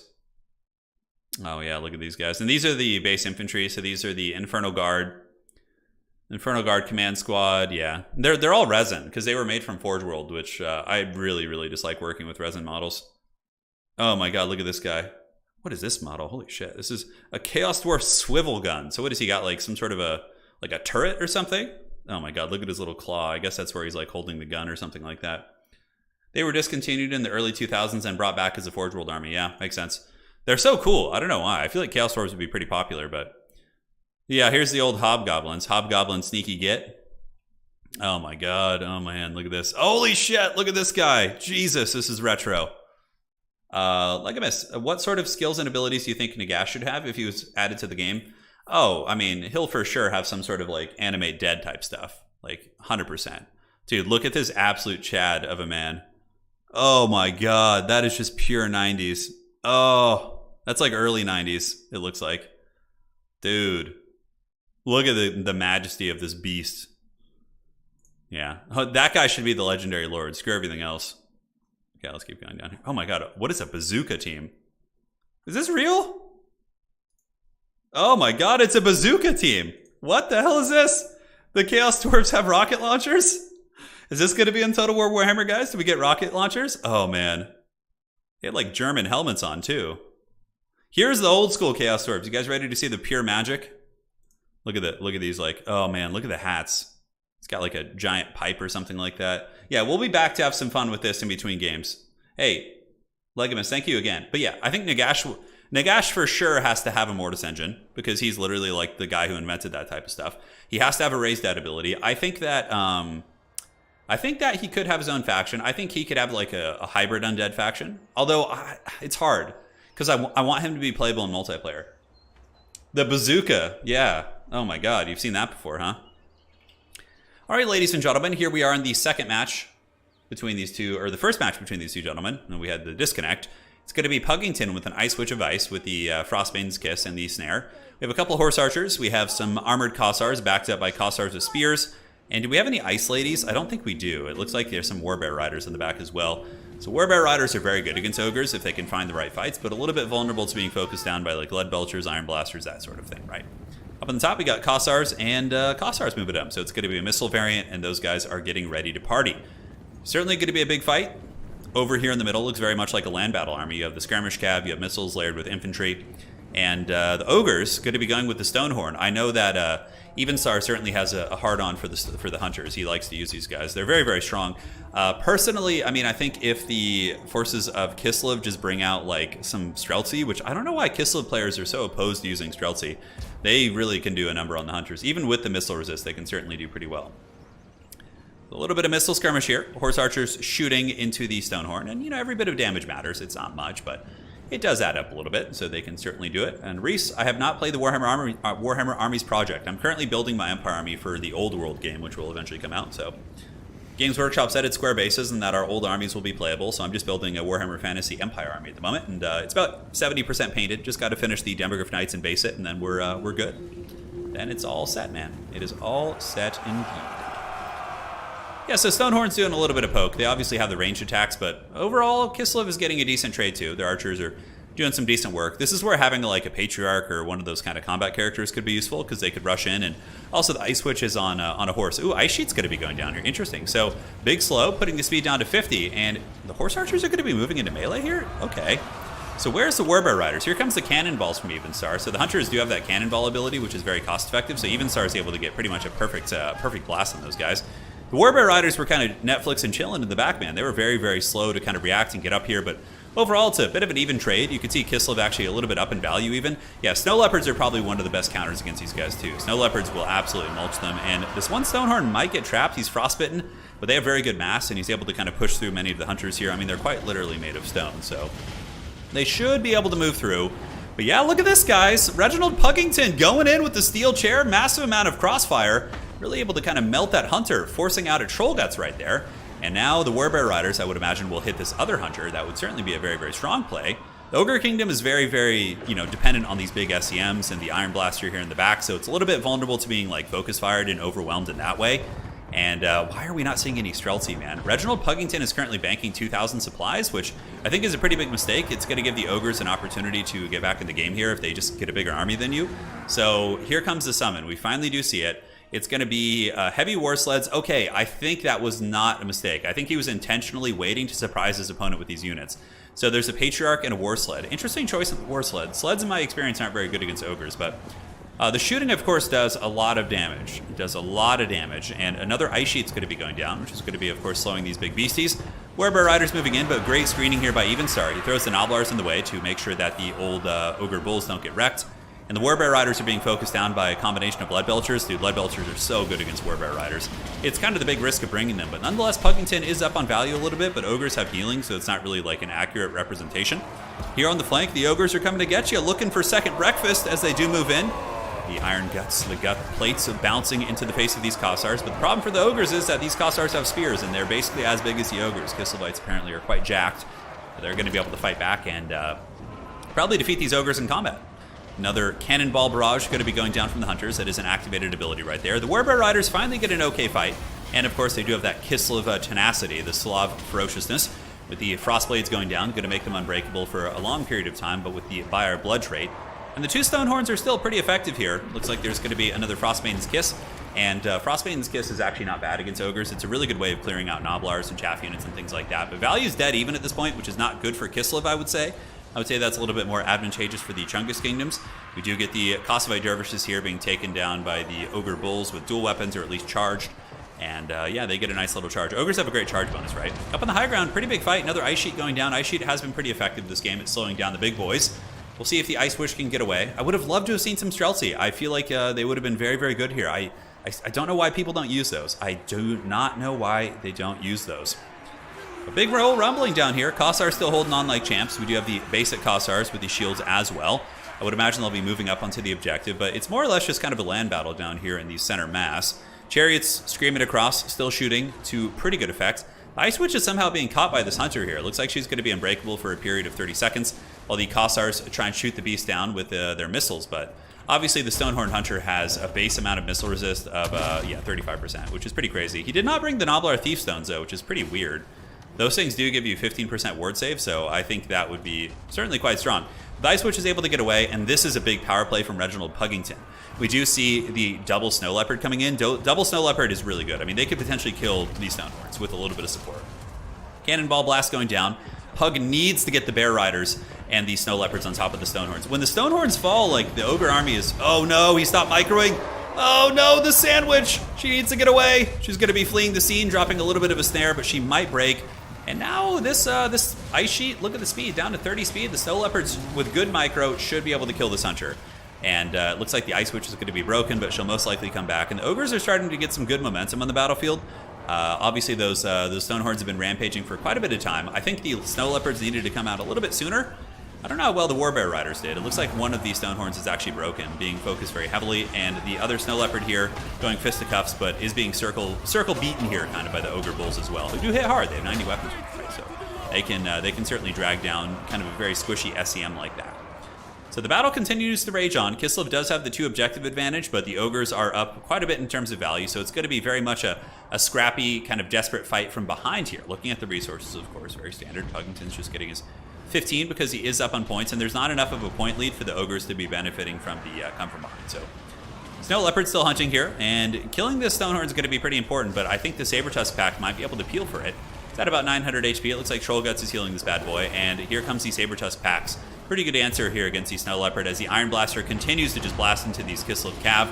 Winged Lancers going in for the Motherland. Going to be a very, very good choice here. I think Winged Lancers are very underrated in this matchup. Griffin Legion is good as well, but I think Streltsy and maybe seeing a little bit more dedicated armor-piercing shooting with Snow Leopard spam is a little bit more effective against the Ogres than the Warbear Riders.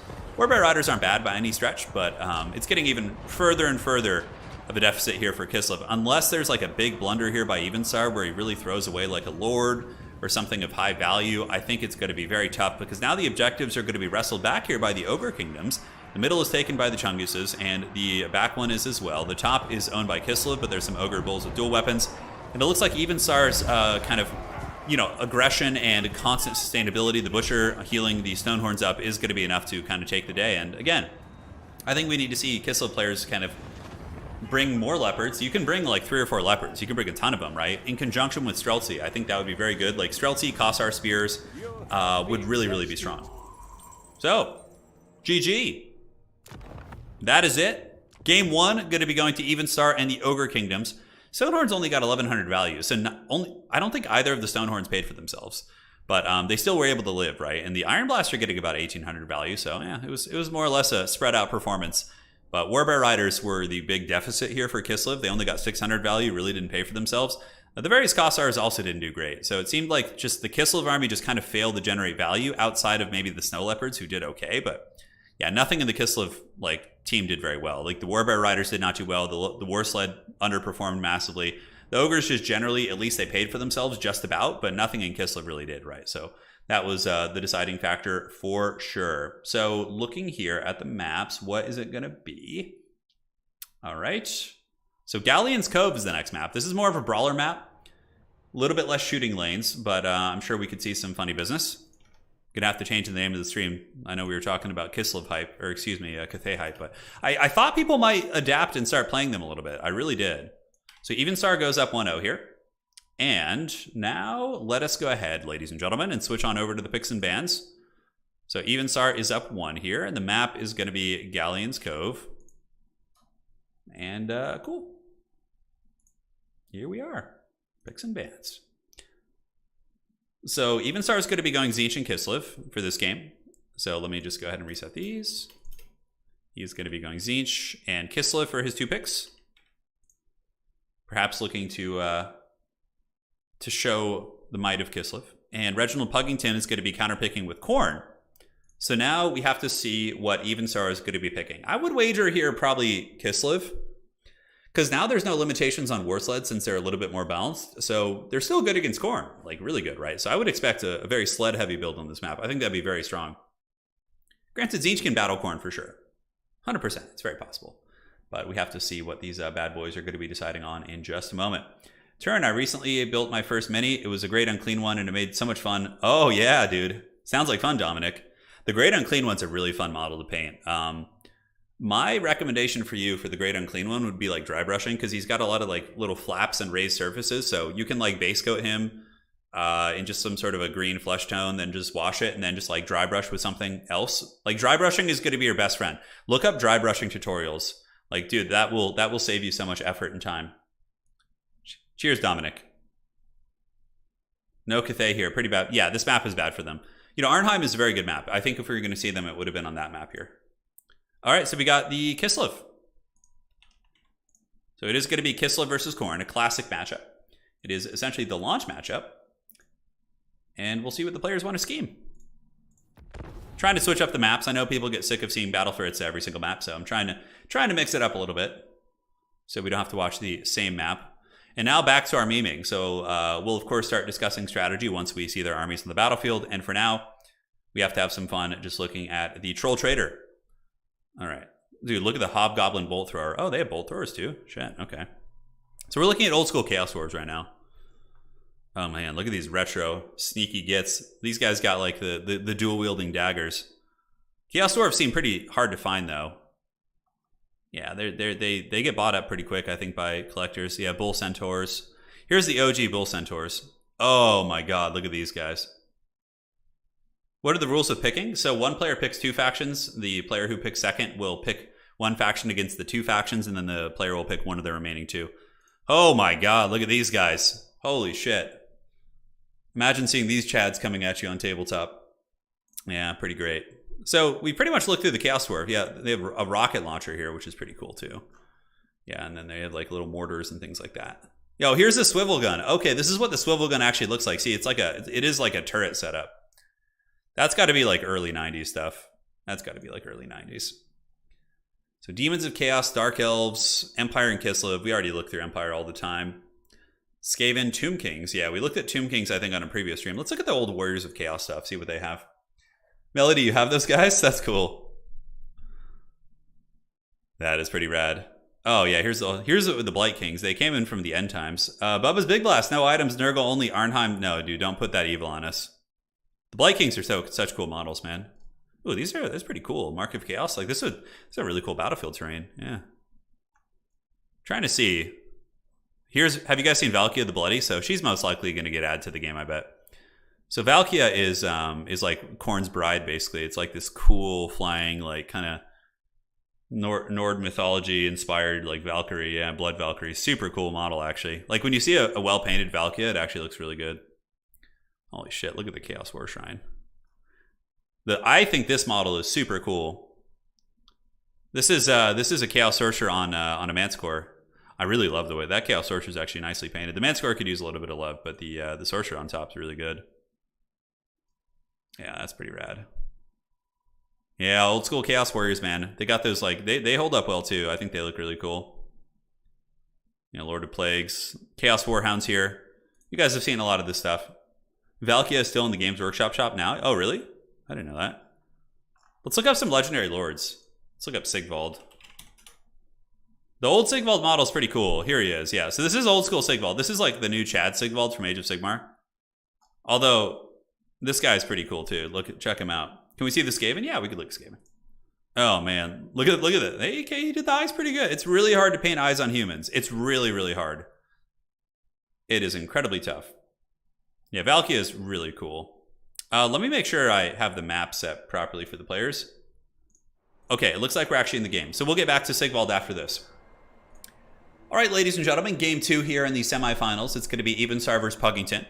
Evenstar is going to be coming in with the forces of Kislev, and we do see the Corn Dogs for Puggington. So Pug is here with what appears to be a Herald of Corn and a Cultist. Frontline's going to be Chaos Warriors with the Hellforged Host.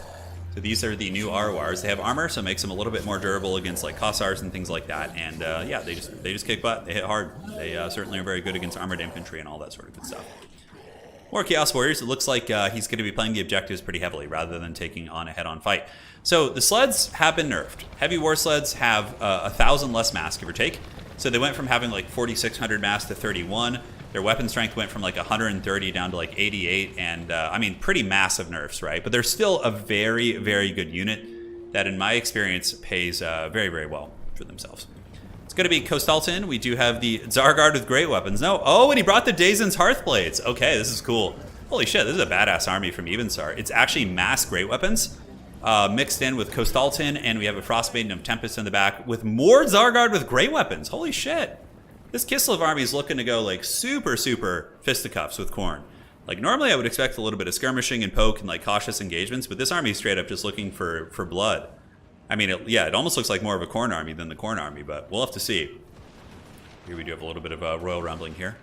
Heavy war sleds shooting into the Khorne forces, but Khorne is just going to be screening with the Chaos Warriors right now, letting their silver shields kind of absorb most of that firepower right there.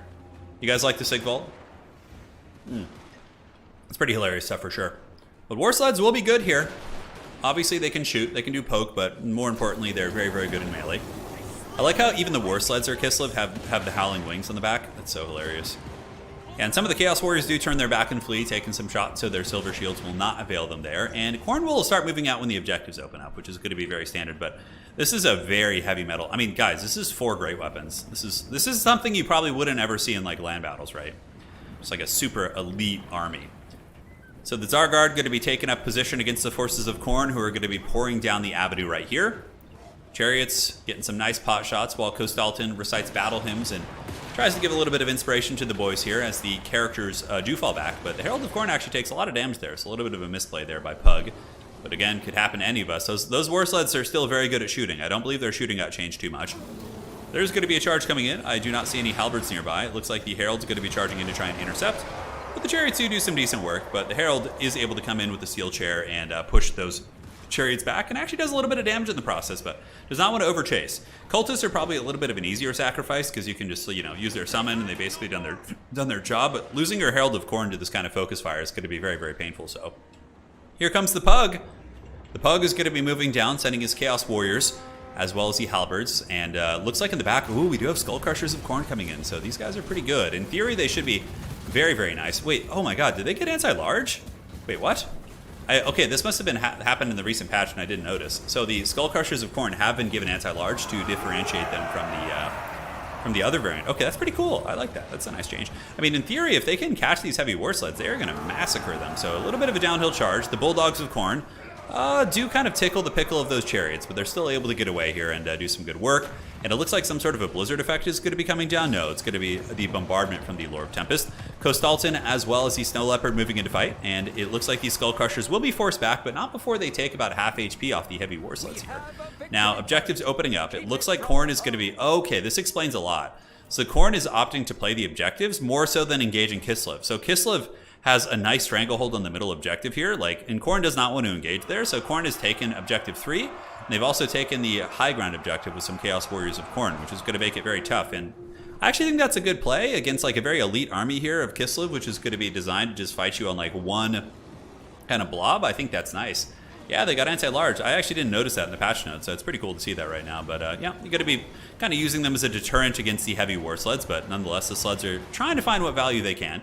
We do get some Kossars coming in, and the bear sleds will certainly be feasting on some Chaos Warriors tonight as these adorable bears move in and do battle. But every time they move in, they're kind of getting hammered a little bit as well. These guys take a lot of HP damage, but I do like the bear sleds moving in and then using the bombardments against the Khorne army. I think that's a very cool combo. Oh, that's going to be Blizzard. Yeah. Oh, yeah, that should do some big damage. Yeah, here it comes. That's a good one, too. It slows them down. It actually does a lot of damage. I think Lord of Tempest is kind of making a resurgence, and Evenstar was one of the first people to really see how good Lord of Tempest can be. as he's certainly getting a lot of value against his Khorne army. And, you know, I feel like the Khorne army should be a little bit further back, like chilling here, instead of like all the way up on this Kislev army. They have the 2 objectives. Like, why sit in their kill box? And it's a little bit tricky for sure. But yeah, they're certainly taking a bit of a beating from the magic of Kislev. You could see the heralds beat up, the warriors are beat up. It's looking pretty grim for sure. Yeah, Empire war wagons should be better at shooting than heavy war sleds. I think they need to do something. Otherwise, it's just like, why would you ever bring, like, I guess if they're cheaper, yeah, war wagons are like 800, right? And I think that these things are like 12 or 1300, so that makes sense actually. That makes a little bit of sense. And Empire war wagons will actually be very good against Kislev heavy war sleds. So they could just kind of like kite them and shoot them, and they're cheaper also. So I think that's a pretty strong point. But really good cycle charging here. Khorne trying to fight. They do get the 2 cultists in, which I think is quite nice. And good intercept there. That was very, very good micro by Pug, and a little bit of a miss micro by Evenstar. He does send the heavy war sleds directly into the Bulldogs of Khorne, and the Bulldogs are able to push those guys back. But the problem is every time he does that, the Bulldogs are being lured into a little bit of focus fire. And yeah, you can see the heavy war sleds take a little bit of damage, but nothing to write home about. Now, very valuable. We do have the Kossars of Kislev shooting into the Hellforged Host here in the back. Really nice bombardment. I mean, the Kislev magic is doing so much work. And again, I really feel like Khorne should kind of move back. I mean, they do have the points advantage, but that's not going to be for long, as Evenstar is sending these absolute alpha males up here to the high ground, and they're going to be moving up, and they will make quick work of these heretics for sure. I mean, they have the bonus first infantry, they have the armor piercing, the Chaos Warriors of Khorne kind of lack in those departments. Banked resources, Pugington is banking quite a bit, but it looks like Kislev is going to be pulling the trigger and going in for war now. As we do see the Zargard moving in, we do also see the Hearthblades. These guys will absolutely massacre these Khorne warriors. And also, honestly, not be terrible against some of the big Bulldogs as well. They have just general good armor piercing and very high melee attack, and you can see the Kislev sleds are also in there too. So here comes the fight. The Great Weapons are now in combat, and the Khorne warriors being shot in the back. We do see cultists summoning in the distance. So the cultists are going to be dropping out some demons from the warp to pop out and ice skate out of their portal, which is pretty funny. Apparently they were doing some figure skating in the realm of chaos. And that's actually a very good surround. This could be an opportunity for Pugington to maybe accrue some value. He's able to kind of get some summons on top of the elite Kislev forces, but so far it seems like the Zargard with Great Weapons are trading pretty well, pushing back the demons of the warp. Another nice bombardment right there, and up on the high ground, the elite Kislev infantry will be there very soon, but the value's more or less doubled. You know, if Khorne can manage to hold 2 objectives long enough to the point where he can win with just 1 objective, I can see there being an opportunity for a Helm's Deep victory, but overall that is going to be tough. Does Kislev worship Sigmar? No, they definitely don't. I mean, I don't think... Sigmar is like a homie to them, I feel, but they worship Urson. Yeah, or the Orthodoxy, depends on what you're looking at, but yeah, no, they're definitely not Sigmarites. But I mean, in the lore, there's tons of relations with, like, Kislev and the Empire are allies. They trade with one another. There's like tons of stories of like Empire traders going to Kislev and seeing weird stuff at the Cursed City. Like they have good relations for sure, and especially if you look back like several hundred years in the lore, like during the first Great Chaos Invasion, like you know, I believe the Emperor of the Empire back then was the one who defeated Azavar Kul in combat, and he was like teamed up with the Ice Queen of the time. But yeah, fighting still going down here. We have the 2 cultists battling against Ghost Alton. 1 Snow Leopard gooning down the Herald of Khorne. The Khorne army very pushed back, and that's one of the things. I mean, Khorne has a lot of stuff over here, right? And now you can see the Zargard with Great Weapons have maneuvered over here. You have some Winged Lancers coming in. Certainly going to be delivering a thunderous charge. Howling Wings! Here they come when the Hussars arrive. Beautiful one. Just launching those Chaos Warriors. But again, it's a little bit more theatric. The Chaos Warriors have a ton of armor, so they don't really care about getting lances in the face. And, you know, they can do their business. So Zargard with Great Weapons chopping through these Khorne warriors. We do also have the armored Kossars with Great Weapons. Khorne should be able to hold on to this objective. Overall, it looks like Khorne is going to be winning this fight. I think the Winged Lancers and the Zargard will eventually be dragged down just by the sheer numbers. Like the Furies will take these guys out. So for Khorne, it's really actually, wow, the value's evening out. It looks like Pugington is kind of starting to win the grind a little bit. I think one of the reasons why is Evenstar made a slight mistake committing to this fight, because Khorne already had a big entrenchment over here. They had like 3 or 4 units that weren't doing anything. I think if Evenstar had committed his forces up to this high ground position instead, then he would have been able to get more value and get that point as well. He's winning the middle, but now he's like, Evenstar is throwing a lot of resources over to this fight, which is like a losing fight. So he's essentially throwing more and more troops down there, and that is actually allowing Khorne to start grinding here in the middle. Rasputin is surrounded, and the Snow Leopard was actually just taken out by the forces of Khorne. The Ice Witch is being circle beaten down here by the Bulldogs and the Hellforged Host.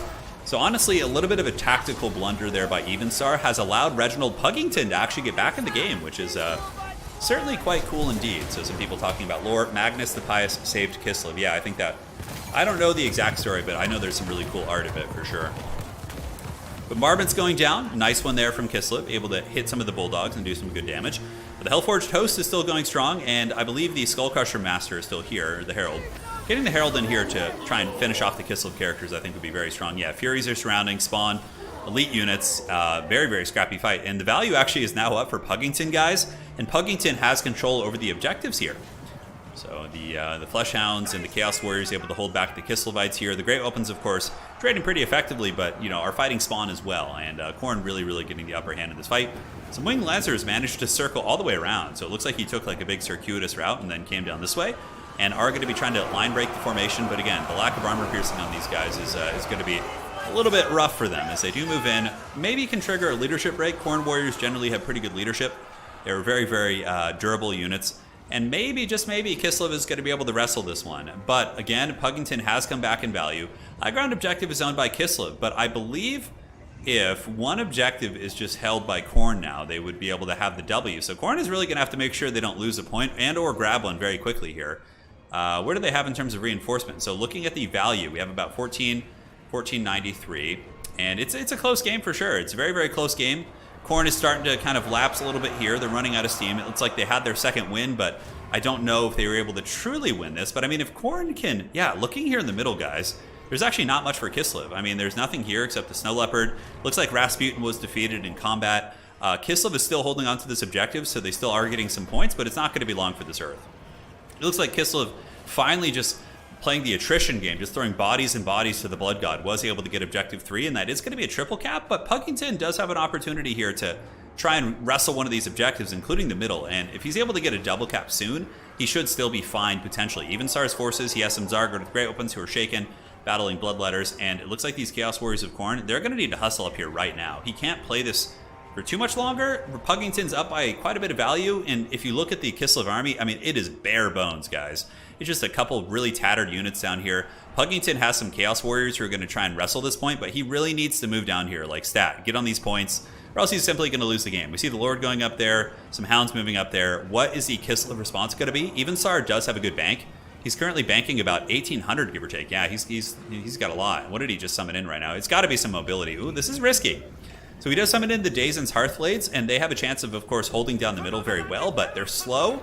And I think summoning in something to block Khorne from getting this objective would have been a little bit safer, for sure. So yeah, we now have a triple cap. Kislev is getting a shit ton of points, but Khorne is going to get the high ground objective most likely. I don't see any contention going. And the back objective is going to belong to these guys, but if Khorne's able to get a double cap here real quick, I think that Puggington might be able to pull out the victory, which is very impressive. And he certainly played the objective strong, but he also came back in the battle, right? Like, he's now ahead by about, 1,000 value. Very, very impressed with his scrappiness, because he honestly looked like he was getting massacred in the beginning.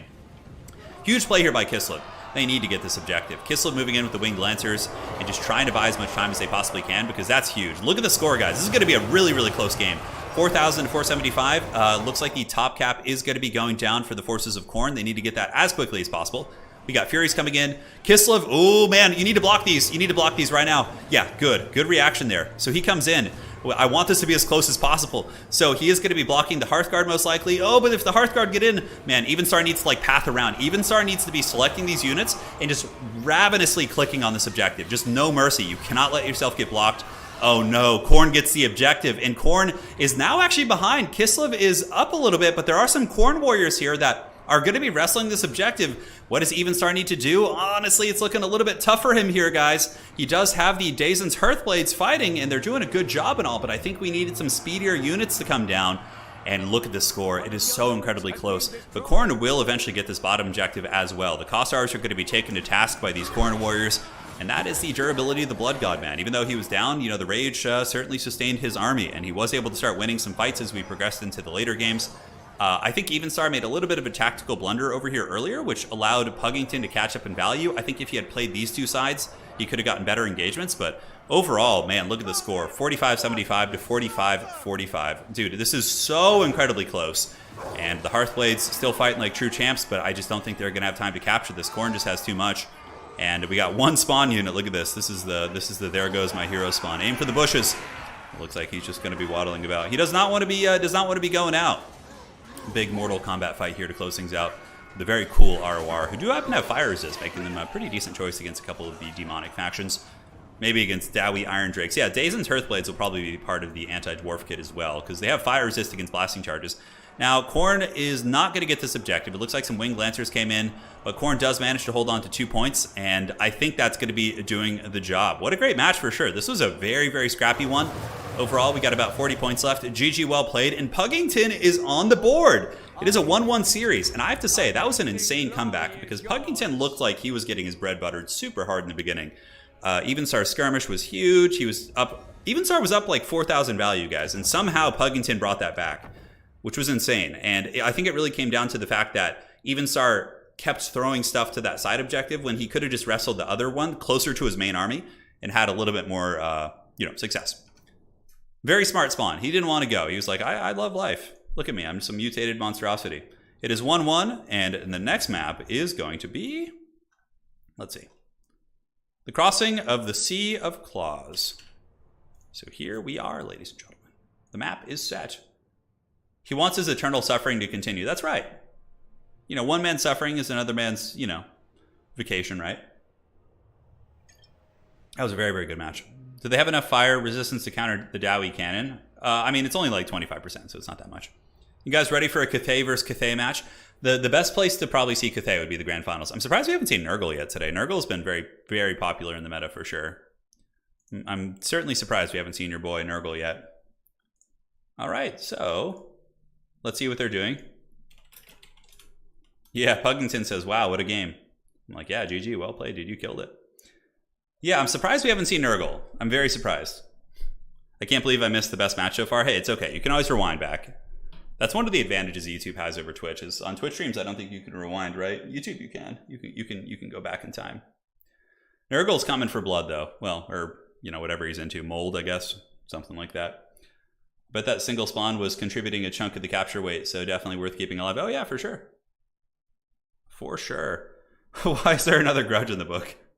There's no dwarves in this battle. All right, so it is now 1-1. Those are the picks from the last game, so let's go ahead and clean these up. The map is going to be the crossing of the Sea of Claws. There you have it. Yeah, Nurgle and Slaanesh are both on the menu. So what will the picks and bans be here in Game 3? Find out on the next episode. Yes, indeed. Turn, is Nurgle favored versus Slaanesh? I would say nowadays probably, yeah. Like, I think this Slaanesh player has to work harder, but it's not to say that Slaanesh can't win. Nurgle versus Khorne is fun. Kislev is really good. Kislev is very strong. Did we see we saw Kislev lose both games today, but they were in positions where they were winning. And they were this one at least they were. I think that was more of a throw. You can check the VOD on Twitch, but not rewind directly like YouTube. Yeah, so it's one of the few advantages old YouTube has here. Okay, maybe they're doing their picks and bans aside from this. I haven't seen anything yet. Picks and bans. All right, so they're doing their goodies. Perfect. Oh God, please don't put a Nurgle mirror match on me, guys. It's been a good day so far. We haven't had too many issues. No mirror matches. We do need more CATHAY. If I was in the finals, I'd play CATHAY for you guys. I love playing CATHAY. They're very fun.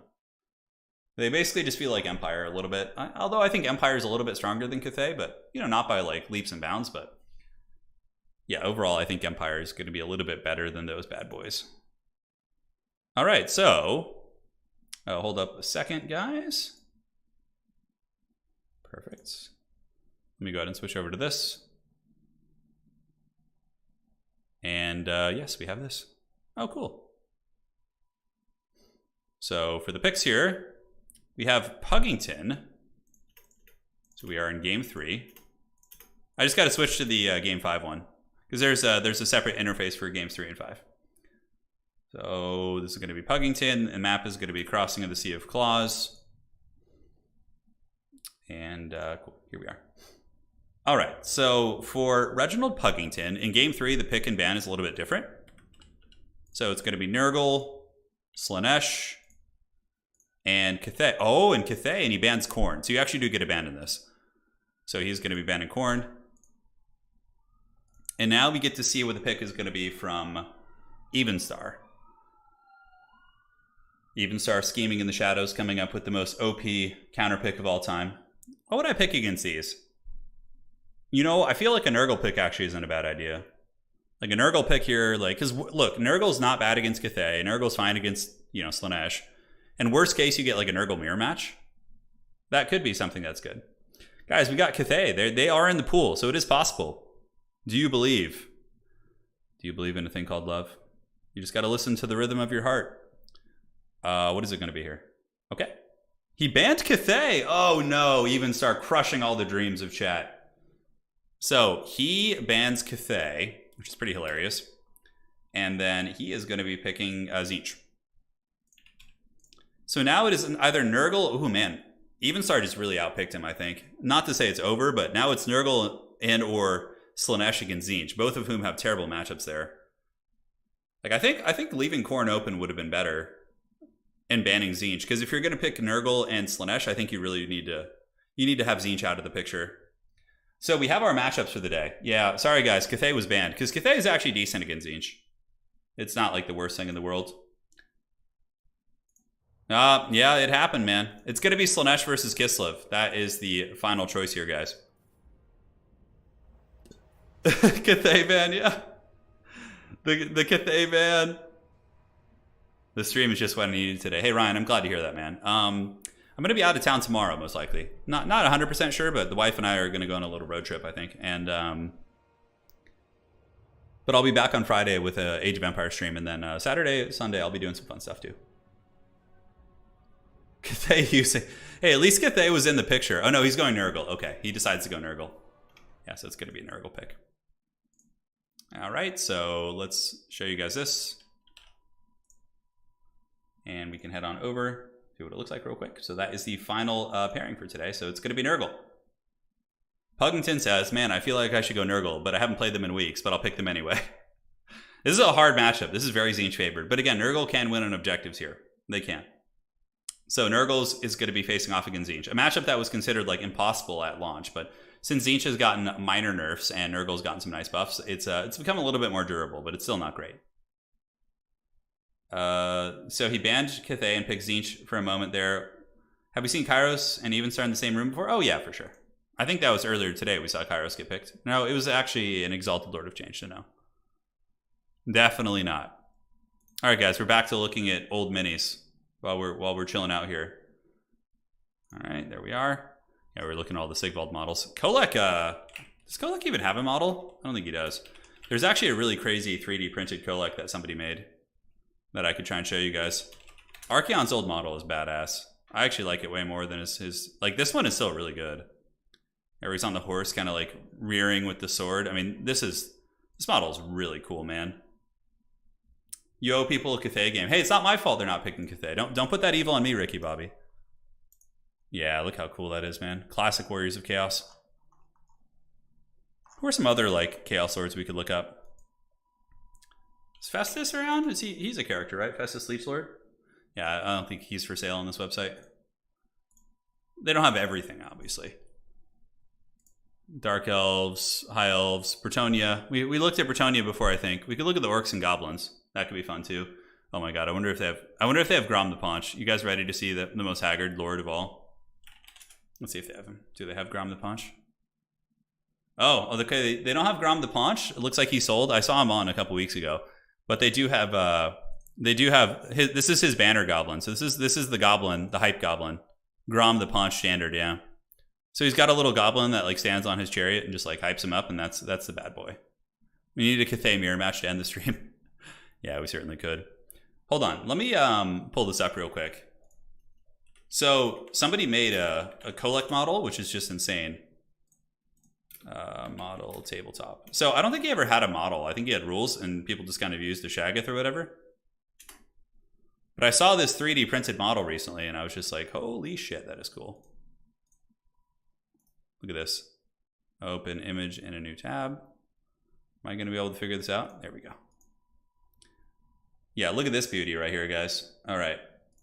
So somebody like designed this because I don't think he has a proper model, but they did like they did a Kolek that was inspired by Total War Warhammer. So he's basically the Total War Warhammer model. I mean, dude, this guy's like, if like he was refined a little bit. Obviously, 3D models can have a little bit of like weird texturing, but if he was refined a little bit, this is like cooler than, for me at least, any Age of Sigmar model.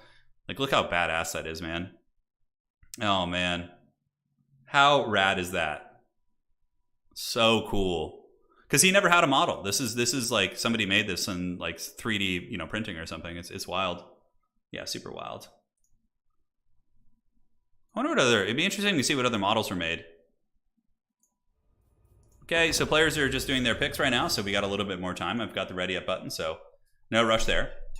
Do the legendary demon lords have their lords represented? Yeah, so they all have models, like all the demon lords. Like Kairos has one. Kugath? I don't know about Kugath actually. Does Kugath have a model? Kugath Plaguefather model. Oh man, I think he does, but it's really, really haggard. Oh man, that's I don't know if that's actually his model. Is that really his model, or is that just like a... Hold on. How cool is that? He rips the models from the games and fixes them up for 3D printing. That's so cool. Yeah, that Kolek is just radical, man. So, let's see.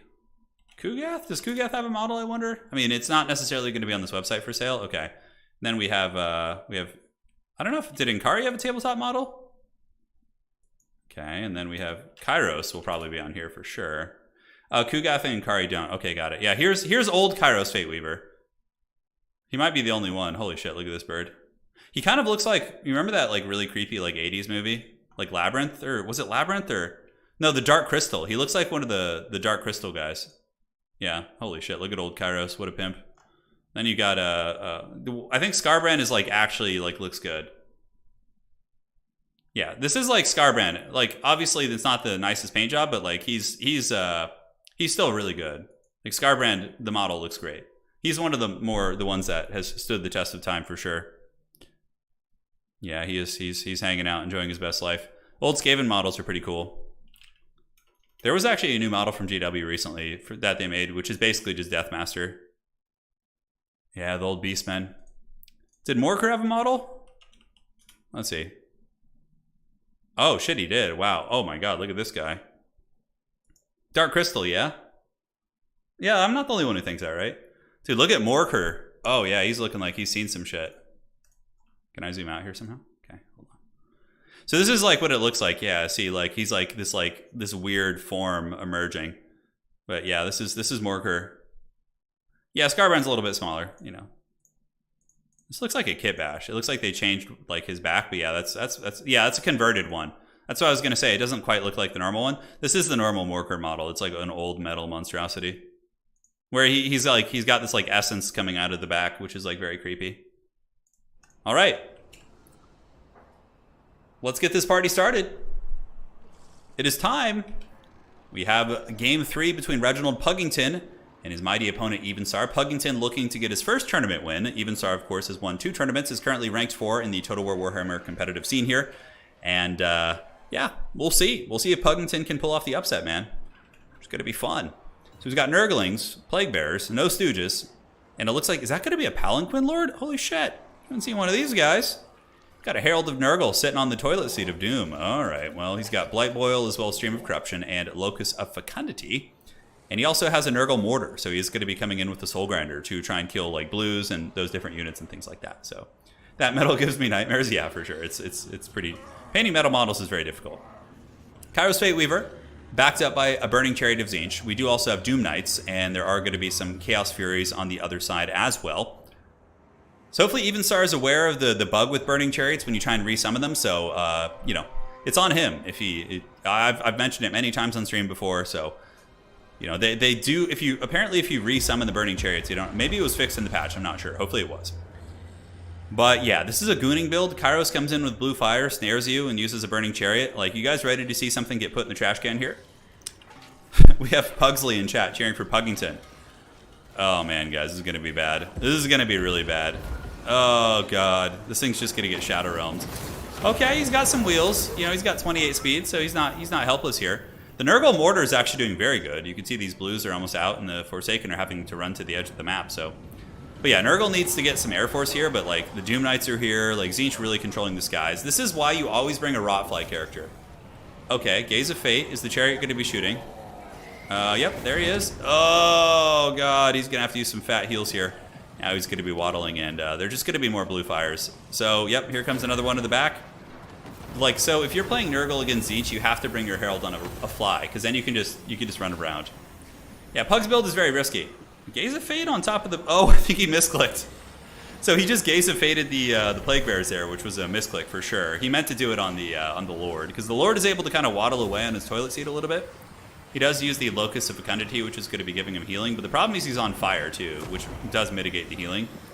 And Kairos might even be able to just push in there and kill him. Oh, God.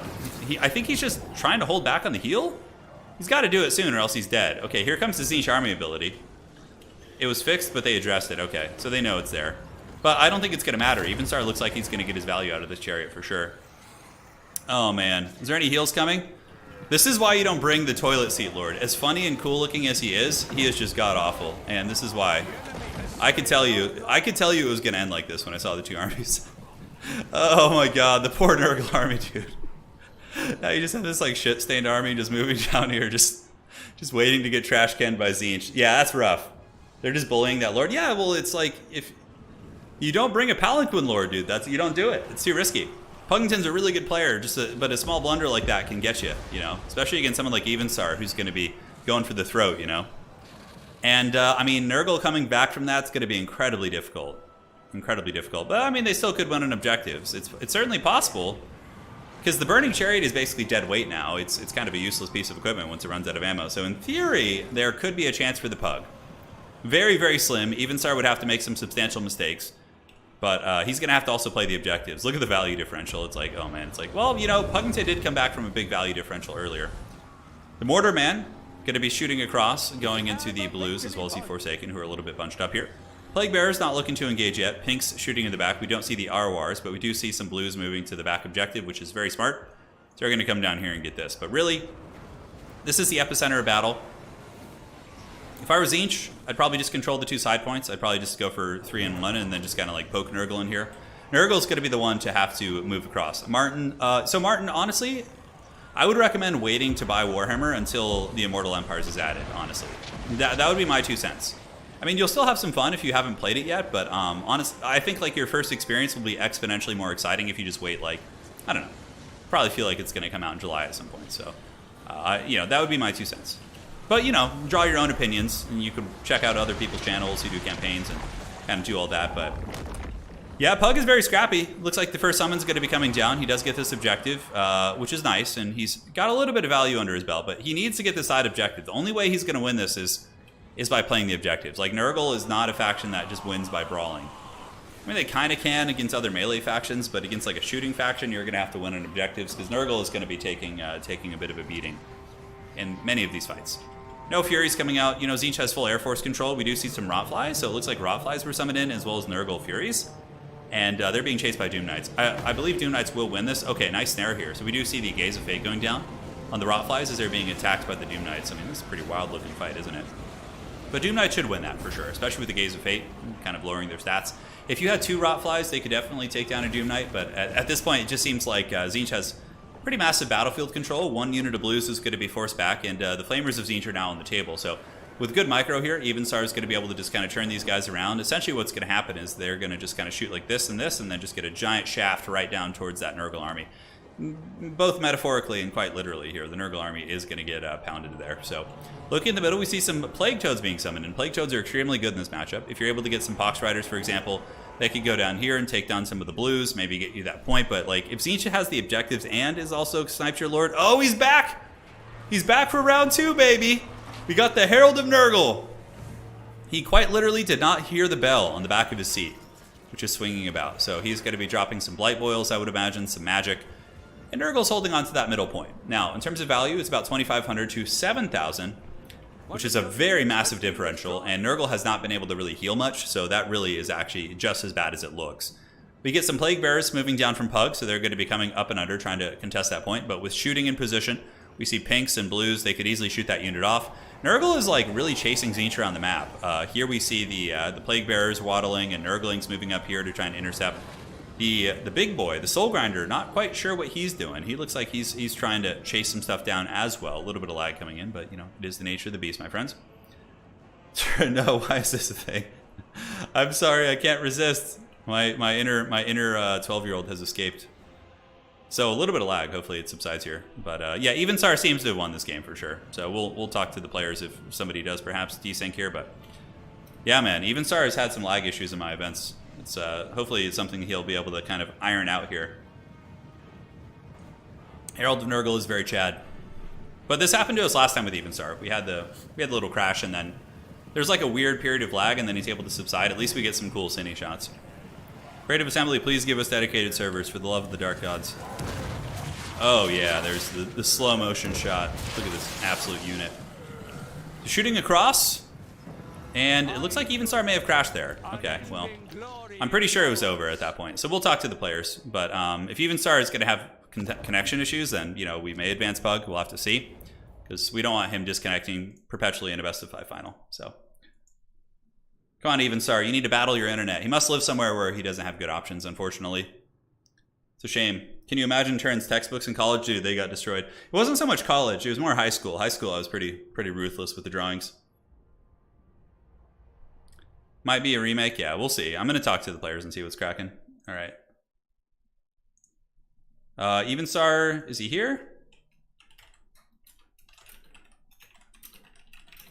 Let's check with him. This is, of course, the curse of Total War multiplayer. We do suffer through this. Yeah, it happened last time as well, but he played in Dov's tournament the other day, but I would imagine he may have had some lag issues. He hasn't responded to me yet, so I think he's having some issues.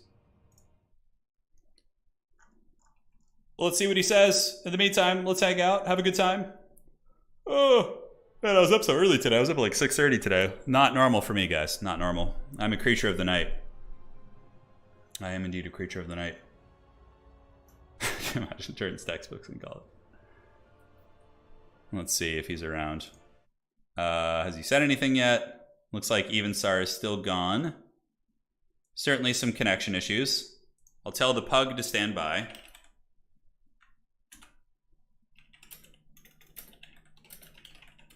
Because Puggington, we may end up advancing him to the finals if Evensar is just going to crash. Then we can't really do much about that.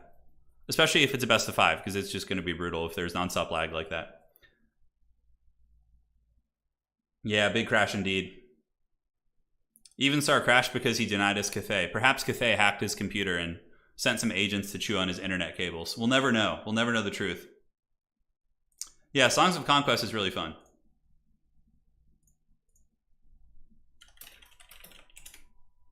So Evensar says game issues. Let's try one more time. If it happens again, we'll just move Reginald forward. Okay, sounds good. Very diplomatic response. I dig that. Okay, so we will replay that match.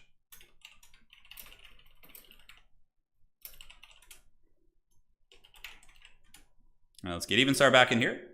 So Evensar said if it crashes one more time, he's just gonna have Puggington advance. Poor guy. That's definitely very frustrating. I mean, he's such a high-level player, but you know, being dragged down by some sort of attacker. He says it's a game issue, but I feel like it more pertains to his internet, because nobody crashes like that except him. Like, we had a crash earlier where everyone crashed, but this is like one of the few situations where, yeah, Evensar 0 is internet too. Yeah, it's rough. But hey, you guys get to see the same armies do battle, so probably going to be an exact replica of that opening. So we'll have them play the same army. So the Haggard Toilet Seat Master will be back, but he'll just get roasted all over again, which is going to be pretty funny. The strat now, yeah, you know, that's actually a good idea, Melody. So if you're battling Evensar, you just pick like a 20 stack with a bunch of like units that have a ton of animations, like fire and things, and just try and crash his internet. Yeah. Or his frame rates. Hey, Matt, thanks for the Warcraft stream the other day. It certainly tickled the pickle. Yeah, Warcraft's great, dude. I love playing that game. As many lightning effects as possible. Yeah. I mean, look, I was gonna offer to advance Evensar because that game was over, for the record. But Evensar said, let's just replay that and just to test my internet. So Evensar was actually being a sport there. Because I was gonna just advance him, because like the game was like 1,000,000% over, but he wanted to replay it just to make sure he has a good connection going into the final. So certainly kudos to him for that sportsmanship there. So yeah, I don't know what's going on. Misha says, I hate that I missed the Warcraft 3 stream because the VOD was legendary. Yeah, we'll do another one for you, Misha. We'll do one soon. We'll do one sometime this weekend, maybe. Does the Supreme Chancellor of Toilets Kugath have a chance in a competitive match versus Tzeentch? It's very risky. It's very, very risky. You could probably go Kugath and then Mass Nurgle Air Force. That could actually be okay. So Kugath, double Fury, double Plague Drone, Nurglings, maybe? That could be like an opening that could be viable for sure. All right, so players are going to ready up here. Evenstar's internet is so bad, basic traffic can be a... Yeah, we'll see. I don't think it's his... It must be a hardware problem for him. I think it's more so his PC. Because, you know, I casted Evenstar in best of sevens during the Warhammer World Championship in Warhammer 2. And so Evenstar was the Warhammer 2 World Championship. He won in a best of seven versus Alfredinho in a crazy, crazy match. It went to game 7. But... there was a little bit of lag. You know, Alfredinho is French, I believe, and I think Evenstar is somewhere in Eastern Europe, and you know, I'm in the States here, so it was pretty doable. But when Warhammer 3 came out, I noticed some more issues. So obviously, it's a new client, so maybe his hardware is struggling with it. I don't know what it is. Yeah, Misha says you even played Farseer and the dreaded Dreadlord, all your heroes. Yeah, that's true. Yeah, I feel bad for him. It definitely sucks. It's very frustrating. But like Evenstar is more or less guaranteed a spot in the grand finals. I just got to talk to him to see if he can somehow work it out. You know, it's tough. All right, ladies and gentlemen, we're back here in game 3 between Evenstar and Puggington. It's going to be Nurglings, Plague Bearers, and of course we saw the build before. It is going to be the Haggard Toilet Seat Herald of Nurgle. Oh my god, this guy's just going to get roasted again. We got 2 cultists as well as a Soul Grinder. I do like Soul Grinders against Tzeentch. I actually think a cool opening can be potentially like double Soul Grinder with like no Lord and then just like some cultists or something, sometime to catch Tzeentch off guard. But we do have a couple Plague Bearers here in the back as well. Now for your boy Evenstar, up in the sky, we do have some Burning Chariots, Doom Knights, Furies, and the Kairos. So very similar play, right? Control the skies, knock Nurgle out of the air, and then just snipe their lords and characters. Forsaken, going to be moving across to get this side objective, it looks like. So let's do this. You're going to hustle up there, probably middle here, and then just goon the characters. So Nurgle's going to be fleeing this time. Jay Phoenix says, but hey, this way we get more of the Dung Eater. Yeah, the guy in his motor scooter here. This is your atypical Walmart shopper. He's good to go. He's going through the aisles looking for his goodies. Perhaps we will find it. So the Doom Knights do get popped. Decent amount of damage. The Protoss shields will regenerate in 30 seconds from now. So not going to be the end of the world. They'll just hide. And now we get the blue fires coming in, and yeah, Toilet Seat Man is beginning his crusade into getting absolutely pounded here. So the Burning Chariot of Tzeentch going to be circling about. Here it comes. And you see there's no lag right now, so I don't think it's Evenstar's internet. I really don't. I think he's got a hardware problem. Like something with his game or the way his computer processes it. So this time we do see the Plague Drones be brought out. The problem with the Plague Drones is they're going to get wrecked by Doom Knights and or Furies. Plague Drones are very squishy, and Furies actually hit very hard. We get Nurgle Furies coming out. So Nurgle is trying to defend its Lord this time. I think that the Soul Grinder needs to shoot up in the sky. And now we have a bit of a duel of fates. So the Rotflies are going to be trying to land on the ground, it looks like. Yeah, we see the Chaos Furies of Nurgle landing while the Tzeentch Air Force just completely dominates. And, you know, the problem with landing is you're just going to continue getting blasted. So Toilet Seat Master Zero here is trying his best.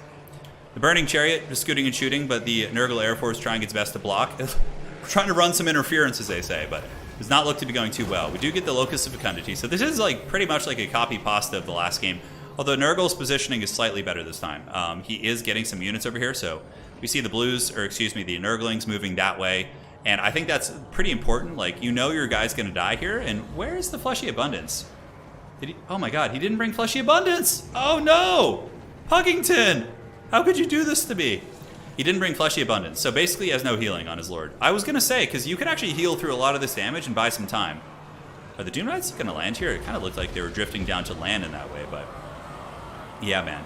Herald of Nurgle moving his way towards the middle. Looks like the Doom Knights and other units going to be circling up on the high ground as the Plague Bearers move towards the middle. But I do like this opening a lot better from Puggington. I think he needs to grab that objective if he wants any chance of winning. I don't think like brawling with Tzeentch is the answer. Although, again, his Lord's not dead yet. By this time last game, his Lord was dead. So this is certainly a much better opening, and hey, at least it's making for a better game here. But yeah, the Toilet Seat Master is going to be going down here for sure. He is about 2,300 HP. He didn't bring any healing. He just bought the damage spells right. So the Palanquin Lord, if you guys are wondering, well, like what he brings to the table, aside from being a slow turd, is that he has more HP. So he's a little bit more durable, and he is large entity sized. So if there's like bonus versus infantry, it won't be as good against him. But yeah, no Fleshy Abundance is very curious. I feel like it's one of the best spells in the game. And again, a little mistake from Pug. He's going for the middle, like balls deep, but what Tzeentch is going to get this objective, then they're just going to come up and sandwich him here. And he's just going to be sitting in the middle, the Tzeentch army ability coming in, and Toilet Seat Master going to be getting popped in the face pretty hard. So we do have 200, and there he goes. So yeah, Toilet Seat Man, quite literally suffering the exact same fate. He brought Blight Boil. It has to be a misclick. Blight Boil isn't a bad spell. It's not bad. If you're able to get a Blight Boil on like some Forsaken or Blues or Pinks, you can certainly pop them. But yeah, Nurgle does get the middle objective, but the middle objective, oh, a mistake actually. So it looks like Evenstar kind of lands some of the Doom Knights down in the Nurgle blob, which means that the Nurgle units might be able to kind of drag them down. We do get the Soul Grinder coming back, and Doom Knights have not lost any models. It looks like they should be able to get away. Nurgle doesn't really have good mass here. Pugington is banking a shit ton of money right now. He's got 1,800 in the bank. And it looks like Evenstar's Potato might be struggling. We'll see. Dude, look at the I love the Nurgling animations. Look how good they are. Like, look how happy this one is that's just being swung around at the end of the flail. Yeah, pretty rad. But it looks like Evenstar is having... I feel like we're in one of those cinematic trailers, you know? Where the CA employees, like, zooming and then it, like, starts back with the action. No healing Nurgle challenge. Well, sadly, Evenstar's Potato is not going to let him play. Looks like he is down for the count, ladies and gentlemen. He brought Blight Boil. It has to be misclick. Nobody even uses it. Yeah, it's occasionally used. But this one was definitely a better game. Nurgle had some better engagements, but still is on the losing foot, which is, you know, he got outpicked, really. Will Evenstar stay? I mean, he can try and stay the course if he wants to. It's up to him. Because I don't mind these little sporadic pieces of lag as long as he doesn't, like, disconnect. You know, we can continue going this way. Hey, Bimu, thanks for the good times. Thank you for the donation. Really do appreciate that, my friend. So the Burning Chariot still popping into the Nurgle character here, and it looks like Evenstar's Potato has slogged through the dreaded lag here. No, it actually didn't crash this time, so he was able to kind of stabilize. Yeah, because he doesn't have lag. It's a hardware problem, 100%. Pugington potentially going to be not throwing the game per se, but giving Evenstar the game by not taking that back objective. Nurgle really needs to do that.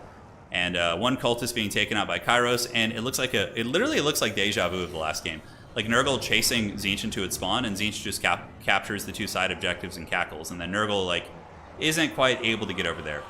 So Soul Grinder moving up. Forsaken of Tzeentch going to be coming in to hammer these Nurglings and Plague Bears. Forsaken are pretty good against Plague Bears. They do okay. You know, obviously Plague Bears have light armor, but, you know, they do have the physical resist, which makes up for the lack of armor to an extent.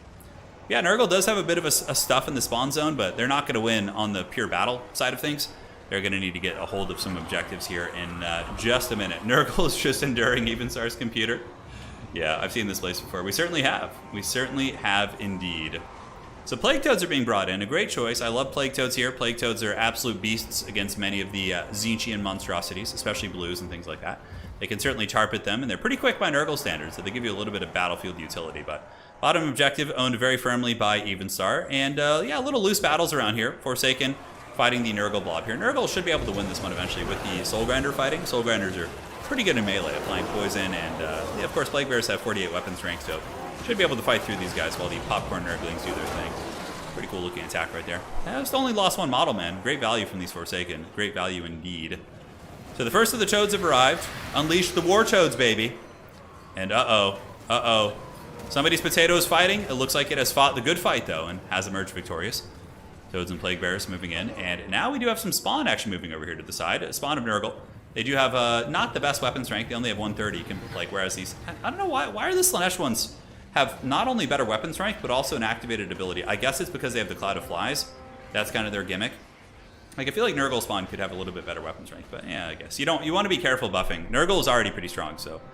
maybe not so much against Tzeentch, but in general, so you got to be careful with that. But yeah, the value is about 47 to 9,000. Evenstar's ahead in pretty much most metrics in this game, not only points, but in terms of fighting as well.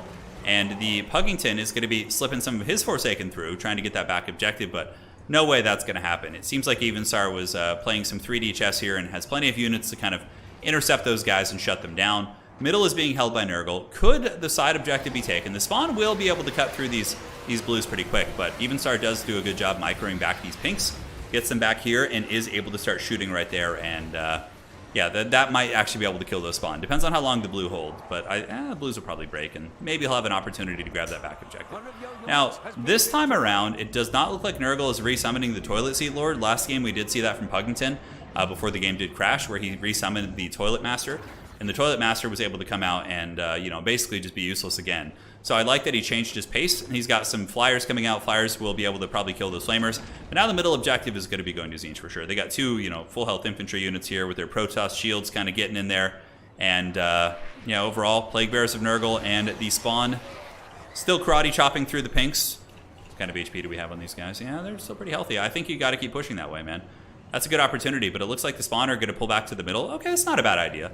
So let the Plague Bearers finish off the little squealing monsters here, which they for sure should be able to, and then pull the spawn back to reinforce the middle. But with Flamers sitting nearby and all this like blue shooting, I feel like that's going to be a tough one. Top objective being wrestled. Looks like Nurgle's starting to get control of it, but I don't think they have enough, and it looks like all the blues here are just going to eviscerate them, or the pinks. Pink horrors are very, very hard hitting. They got 34 weapon strength. They do fire damage. Not that Nurgle units, like all of them are weak to fire, but it can mitigate the healing from like Locust of Fecundity. And over here, we do see the Big Bird. Oh, Big Bird's going in for it, man. Apparently CA fixed this, but it does not seem to be the case, as the bird is just like... Is he actually attacking, though? Let's see. No, he's just crumbling. He's like raking him with his feet claws. Look at this. He's like doing a little bit of like yoga exercises with him or something. Well, looks like the beast does fall in the end. So maybe the dreaded claw attack from Kairos Fateweaver is able to get the job done. Back on the other side, the Toads of Doom lurking. Look at the Toads. I love the Plague Toads of Nurgle. I think Toads are just such cool creatures. But that's going to be a triple cap from Evenstar. And, you know, I think that's honestly the best bet that Puggington has right now is just to hold on and drag the game out for as long as possible so Evenstar will crash and he can advance. But all jokes aside, I mean, that's not how he's going to play. He's still trying to win, right? He's wrestling for these side objectives. But it looks like Tzeentch has this game in the bag. I don't see this being at all possible for Nurgle. Once again, the build was just not on par. We have seen super high-level games in grand finals of our tournaments where Nurgle has beaten Tzeentch before, but this was not the build for it. The Palanquin Lord was basically just dead weight. And, you know, Nurgle has one of the best lords in the entire game, Lords of Magic, excuse me. So you really need your lord. You really do. That was my Kairos from the other day versus you, was it? Yeah? That was a brutal dive, yeah. The bird asserting dominance, yeah, it's true, he was. GG, well played. So Evenstar is going to be advancing to the final, and you know I'm willing to work with him on the lag. Yeah, it sucks, man. It sucks, you know, and we want everybody to feel included here. So, but yeah, GG. I mean, the build, he sniped the Lord and that he won. That's basically it. There's not much more analysis that we need. Let me see what Evenstar said. Reginald Puggington says that was an interesting experience. Nurgle is not for me. No worries, man. GG, well played. Evenstar, you good to go? I'm checking with Evenstar right now to see if he wants to continue. I think he's like restarting or something. I'm not sure. Yeah, the prize isn't very big for this tournament, but guys, there's going to be some big tournaments coming up soon. Pretty excited. So I'll be able to share all the fun stuff with you very, very soon. So just hang tight, my friends. But big tournaments on the horizon. Yeah, he needed to play the objectives a little bit stronger, I think. Because Nurgle is never going to win versus Tzeentch, like in that situation. Once your Lord's dead, he would just have to swarm all three objectives with like crappy units. And let's see. So we're going to invite Outer Region to the lobby.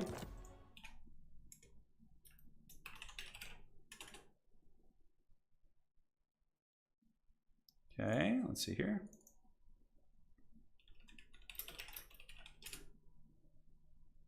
Perfect. And looking around, we have to update the scores. Evenstar has won the series. 2-1, and he'll be advancing to the grand finals, but let me just make sure he can play. I don't know where he went. Dreaded Evenstar has disappeared into the Shadow Realm. It says... well,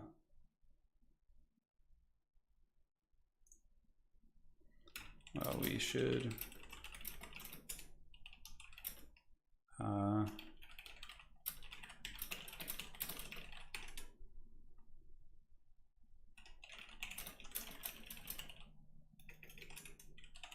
okay, talking with Evenstar to see what he wants to do. Okay, sounds good. So zone.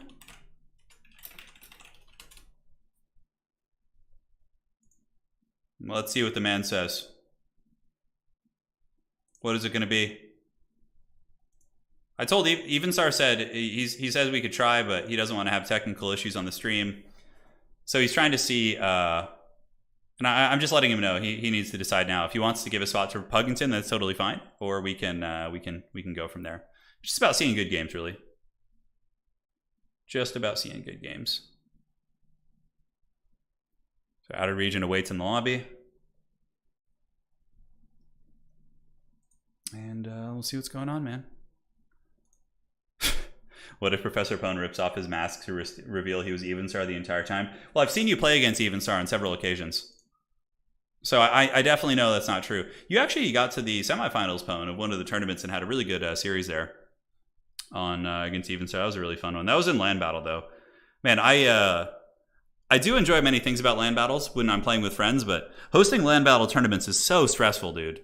It's so stressful. Just all the rules and, you know, that type of stuff. It's just, it's very, very obnoxious. But yeah, I think Domination, I'm trying to think of like things that I would like to see. I think getting rid of the comeback mechanic, like kind of the idea I've had for Domination mode is that you have your starting army at 12,400. Here's what I'm thinking. And let me know I'd be curious about your feedback on this, guys. So Domination mode, hear me out. You have your starting army being 9,200 or 9,000 as it is now, okay? And then you have like 4 to 5,000 in reinforcement. So a much smaller reinforcement pool, okay? Much smaller. So then your total funds are going to be like 13, 14, 15,000, somewhere in that ballpark, instead of, you know, 18, 19,000. And then when a unit dies, it doesn't come back, and you add army losses. So it basically becomes kind of like land battles, but the objectives are, of course, very valuable because they're kind of the determining factor there. But I don't know. I'm trying to like find like some sort of a middle ground. I'd be really curious to actually like do a video on that, like a standalone video, and get like all of your feedback. Because I kind of don't like it when you take something out that it can come back. I really don't like it. All right, no worries. Perfect. So Evenstar is here. Let me check with him. Okay, so Evenstar is here.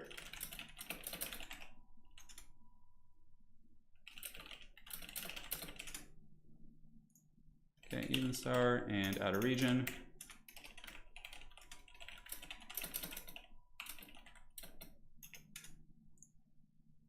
Okay, so outer region doesn't have much time, and apparently something came up IRL. And then, so we're going to make the finals a best of 3, because that's also better for Evenstar too, because we won't have as much lag. It'll be less games, so it'll be easier to finish the series. Okay, game up. It's Arnheim and then I in the north. What is that map? Silver Spire. Cool. All right, so we're switching it to a best of 3, guys, just because outer region had something come up. He can only play like up to probably 3 games max, and then Evenstar has some connection issues, so we're going to switch it to a best of 3 for the finals. Yes. Then we will be all good. Reusable bloated corpses. Yeah, I don't know. I don't want them to remove reinforcements completely. I just think less of them. So it's a little bit more of a tactical decision. Like, so you have to like really look at your starting army and be like, okay, what am I weak to? And then you have like your reinforcements, because then it makes it a more I don't know, intellectual decision, I guess you could say. And I like that's one thing about Domination, is when you like take something out, it doesn't really feel like a big play, because they just like, it often just comes back. Yeah. Pone will join for the FFA final. Yes, good. All right, so first match of the day. What is this going to be? It's an Ogre Mirror match. Oh my God, guys. So let's go ahead and reset the score. It's going to be outer region versus Evenstar. Perfect. And we are all set. So as soon as they're ready, we'll fire this bad boy up. It is going to be an Ogre Mirror match, so the fat bellies are going to be rubbing against one another here in the Grand Finals. So let's update this. And we are switching today's Grand Finals to a best of 3 because both players want to do that. So we're going to do it. Keep it nice and simple. A Turin CATHAY stream. I'm down. I'll do a CATHAY stream soon. Can we get some extra battles with CATHAY at the end to make up for... Yes, we can. For sure.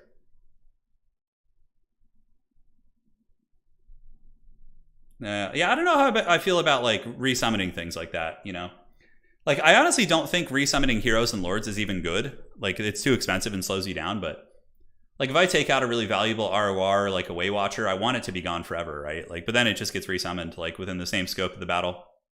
If you're still interested in the collect model, it was Ian who made it. He makes incredible models. Yeah, I'll look into it. Thank you. I'll definitely look at those. Oh, those bellies are going to be rubbing together. They will. 100%.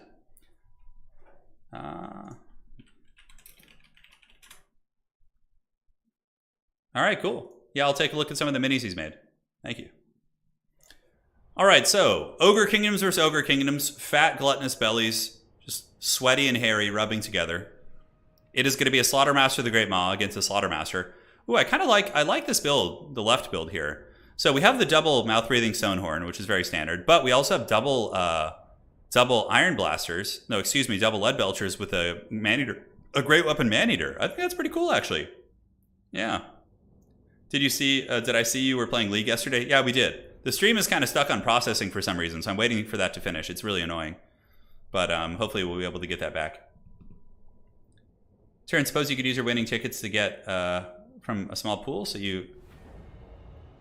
Yeah, I'm not sure. Okay, so we have the dreaded desync, which will only happen once, and you can just reload it real quick, and then hopefully they can start right away.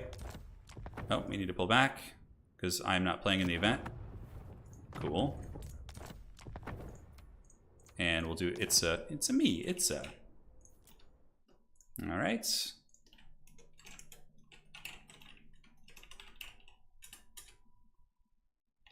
We'll be fine from here. Alrighty, perfect.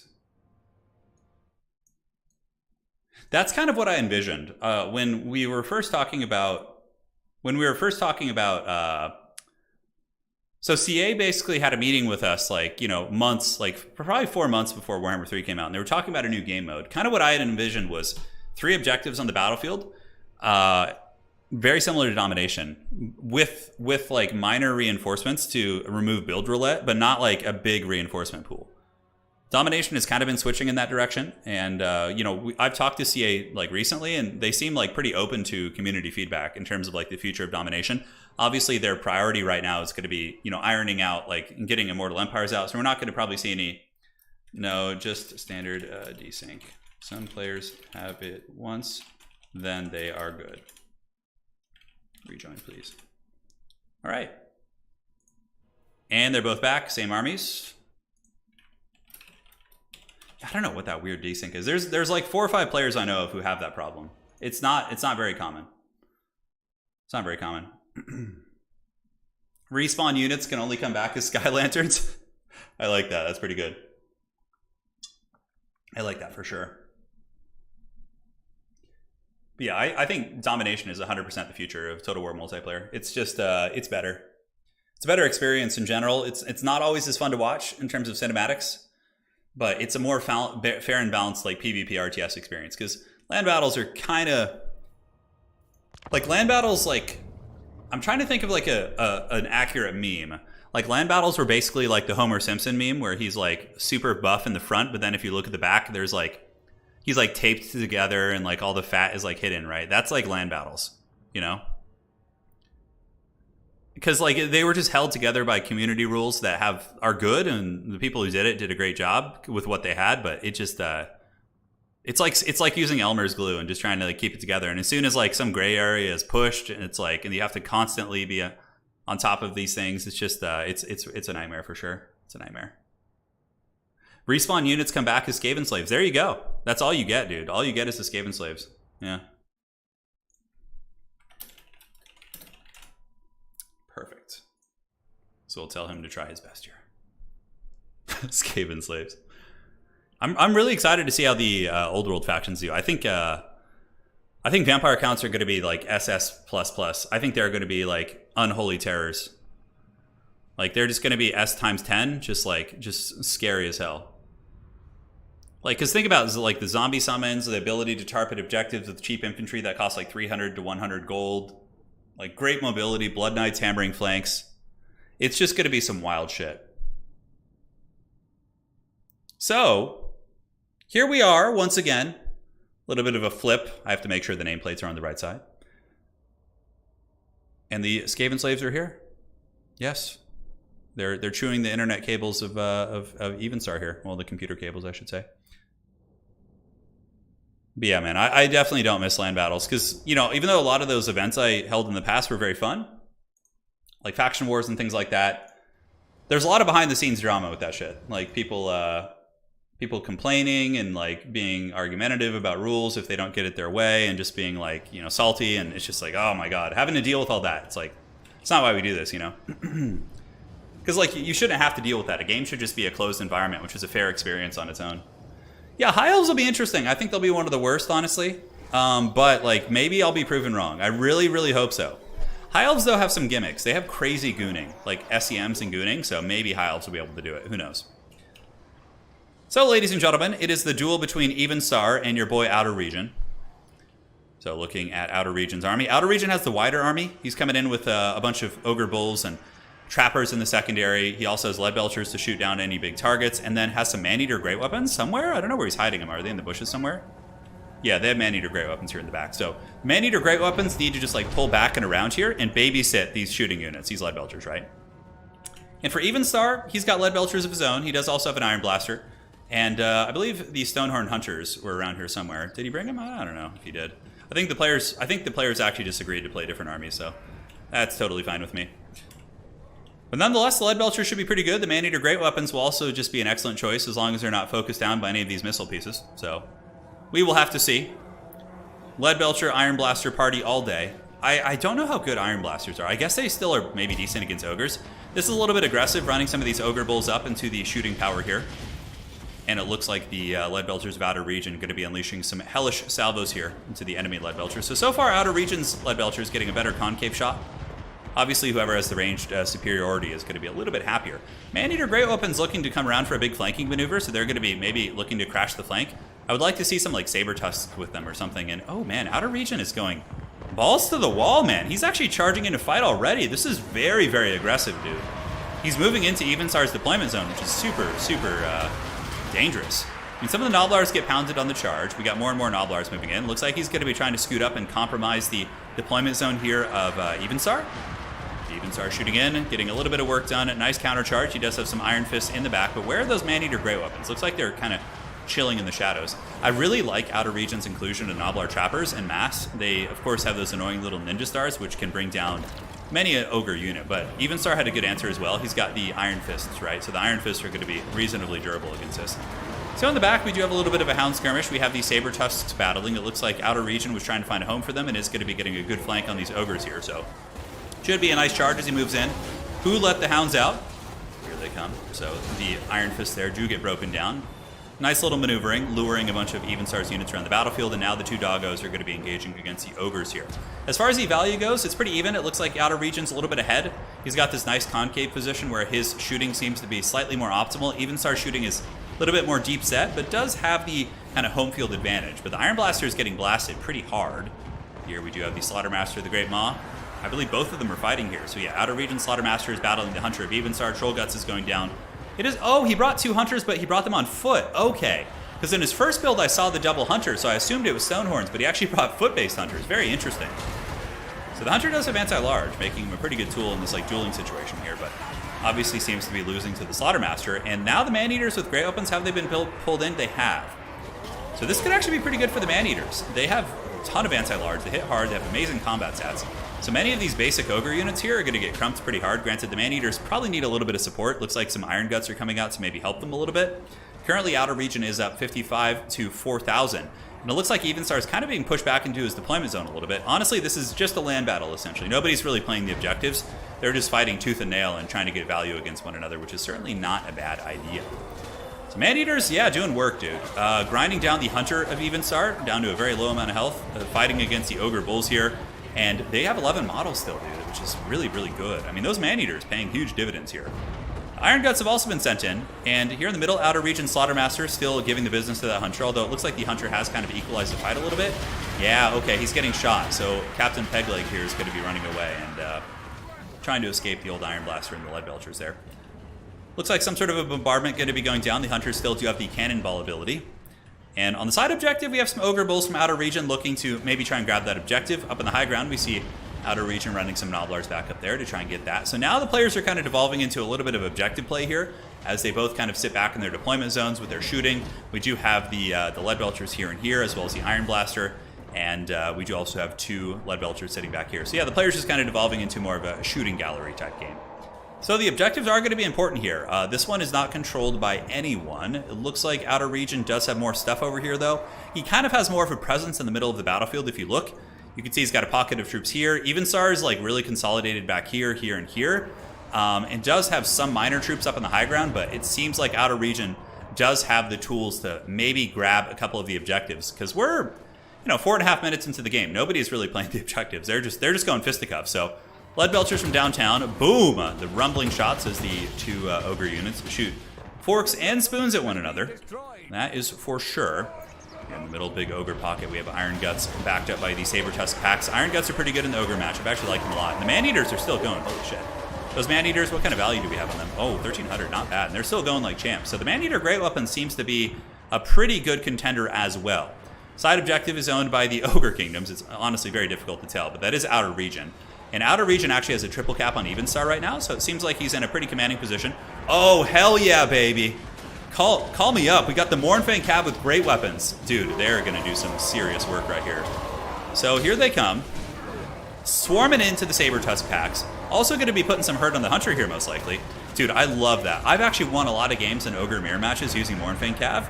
They can really be super disruptive with the Great Weapon variant if they're not being focused by missiles. But Evenstar is shooting him with the Iron Blaster, it would appear, as well as some of the Lead Belchers. But overall, the game seems to be a little bit more in the favor of Outer Region, as he is up by about 800, 900 points.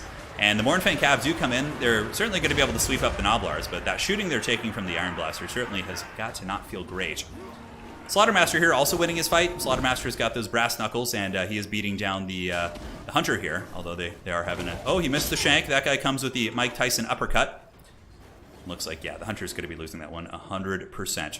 Up on the high ground, currently not owned by anyone, but we look at 2 objectives which are owned by your boy Outer Region. A little bit of a contesting here in the middle from Evenstar, but Evenstar is only down by about 600 value, so it is a close fight, but overall I think that Outer Region's in a very, very strong position. Because now what's going to happen is these Mournfang Cav are going to sweep up and through the back line, the Iron Blaster is going to get shut down, reinforcements could also be compromised by those Mournfang Cav, and they are a very, very cool unit indeed.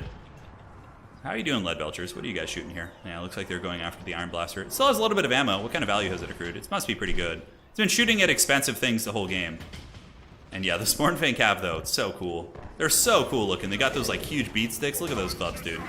Certainly stretching the pounds here of these Ogre Kingdom's Lead Belchers. Pound stretcher, all up in this game. Top objective is it being contested. It looks like Evenstar does have some Ogre Bulls up there, but they are battling some Gnoblars of Outer Region. So Outer Region should have decent control over that for now. And the value differential is actually closing, but a massive score differential. You can see Evenstar does finally manage to get the top objective, so his Ogre Bulls are able to defeat these little gremlins, so the Gnoblars here do get broken back. And the 2 Lead Belchers of Outer Region have kind of scooted up and gotten a decent position, although a little bit of inefficiency in terms of stacking. These guys should be like right here, because they're kind of obstructing their buddies, but... Dude, these Lead Belchers have probably gotten so much value. Let's go ahead and see. So 1,600 on these guys, and these other ones have gotten 1,100. They're such cool models. I think the Lead Belchers are probably the coolest model on the Ogre roster. Just shooting these giant freaking cannons. Objective 3, owned by Outer Region. It looks like the Ninja Stars of Doom doing great work, and the Hunter finally being defeated. But that Hunter has been pretty beast mode this game. Let's see what kind of value he's actually gotten. Wow, 2,200 value on that Foot Hunter. That is very, very good. The Brain Goblet is active. Nice usage of that spell. It's going to be tanking his leadership. So that Hunter is gone. Slaughtermaster, though, of Evenstar is controlling the middle pretty well, and we do see the Lead Belchers having to get into combat and fight against the Saber Tusks here. They're out of ammo, so you might as well fight at this point.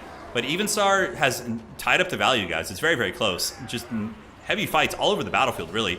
Outer Region with the Iron Gut pick, I do like that. If the Iron Guts manage to finish this little Gnoblar fight and they go and fight the Bulls on parade here, they should be able to decisively defeat those Ogre Bulls because of their armor, and then probably wrestle that objective, which is going to be pretty important as we do kind of escalate into the later stages of this game.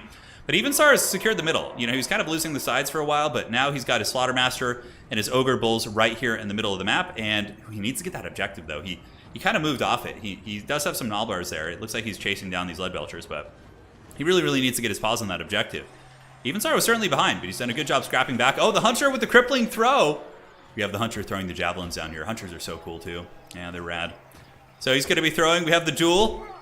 Why am I getting like massive Orion flashbacks? This guy's basically just Orion here. Slaughtermaster's taking those spears to the face. Saber-tusk's coming in. It is the Duel of Fates. Oh, they did a belly bump when they charged. Yes, dude. So 2,300, 1,000 HP on the Hunter. Hunter does have the anti-large advantage, but obviously is quite a bit weaker, and it looks like he is nullified by the belly slapper as well as wounds. So SEMs, when they're very damaged, guys, they actually take a damage debuff, which is very cool. So the wounds, one of my favorite features added in this game, the big uppercut. And it looks like the Hunter is going to be breaking and losing that fight. Now, as far as the objectives go, it is 2,500. We do have the 2 objectives owned by Evenstar right now. The 3rd is actually owned by Outer Region still, but not for long, honestly. And it looks like the kind of tide of this battle is shifting. The Mournfang Cavalry have been resummoned, so I believe they did their work in the backfield here. But man, that Iron Blaster's just taking them to task. Iron Blasters are still good. They're not OP anymore. Oh my god, the Mournfang Cav, this must be a separate unit, because they must have been summoned fresh. They only have 300 value, which is very, very rough. Oh my god, that is a brutal one for sure. How dare you insult Orion? Orion is way cooler than the Hunter, though, for sure. Orion's one of the coolest characters in the game. But it looks like Evenstar with the comeback, guys. He's able to establish dominance as the true Ogre Tyrant here. Outer Region Slaughtermaster, the Great Maw, is getting the Massacre buff, but he is going to be going straight into the old can as he is chased down and feasted on by Saber-tusks. So even the beasts will feast tonight, ladies and gentlemen. So we look into the back here and see that the Ogre Kingdoms of Evenstar are looking to take over the game. So that will probably be GG. I don't see any coming back. You know, he's down by about 900 value and 3 objectives. And again, it's very similar to like a land battle, right? The total number of resources are what, 18,000, I think? Yeah, with the reinforcements included. And you can see 15. So really, Outer Region does not have that much to work with, including the healing that, of course, Evenstar has on the table with like Butcher and those different abilities. But yeah, Iron Guts getting swarmed here. Doing good. I mean, the Iron Guts were able to defeat some Ogre Bulls. Probably will defeat a second one, but the fact that they're being held here and not being allowed on the points is a big one. Could there be some sort of a comeback here? I would be super surprised. With his Lord being gone, like Evenstar still has his magic as well. Like this big man is just kind of running with his little pimp leg here. Going to be moving on over to the middle. Got some Ogre Bulls, Iron Fist just kind of sitting idle, waiting to react to anything that we could see out of Outer Region. You know who I'm really excited? I don't know why I just thought of this, but I'm so excited to see Beastmen in Domination mode. Like Centaurs, Minotaurs, like Gores. All that stuff is going to be... Yeah, Evenstar is a very scrappy player. He is. And there's a reason why he's the number 4 ranked player in Total War Warhammer competitive right now. He's very, very good.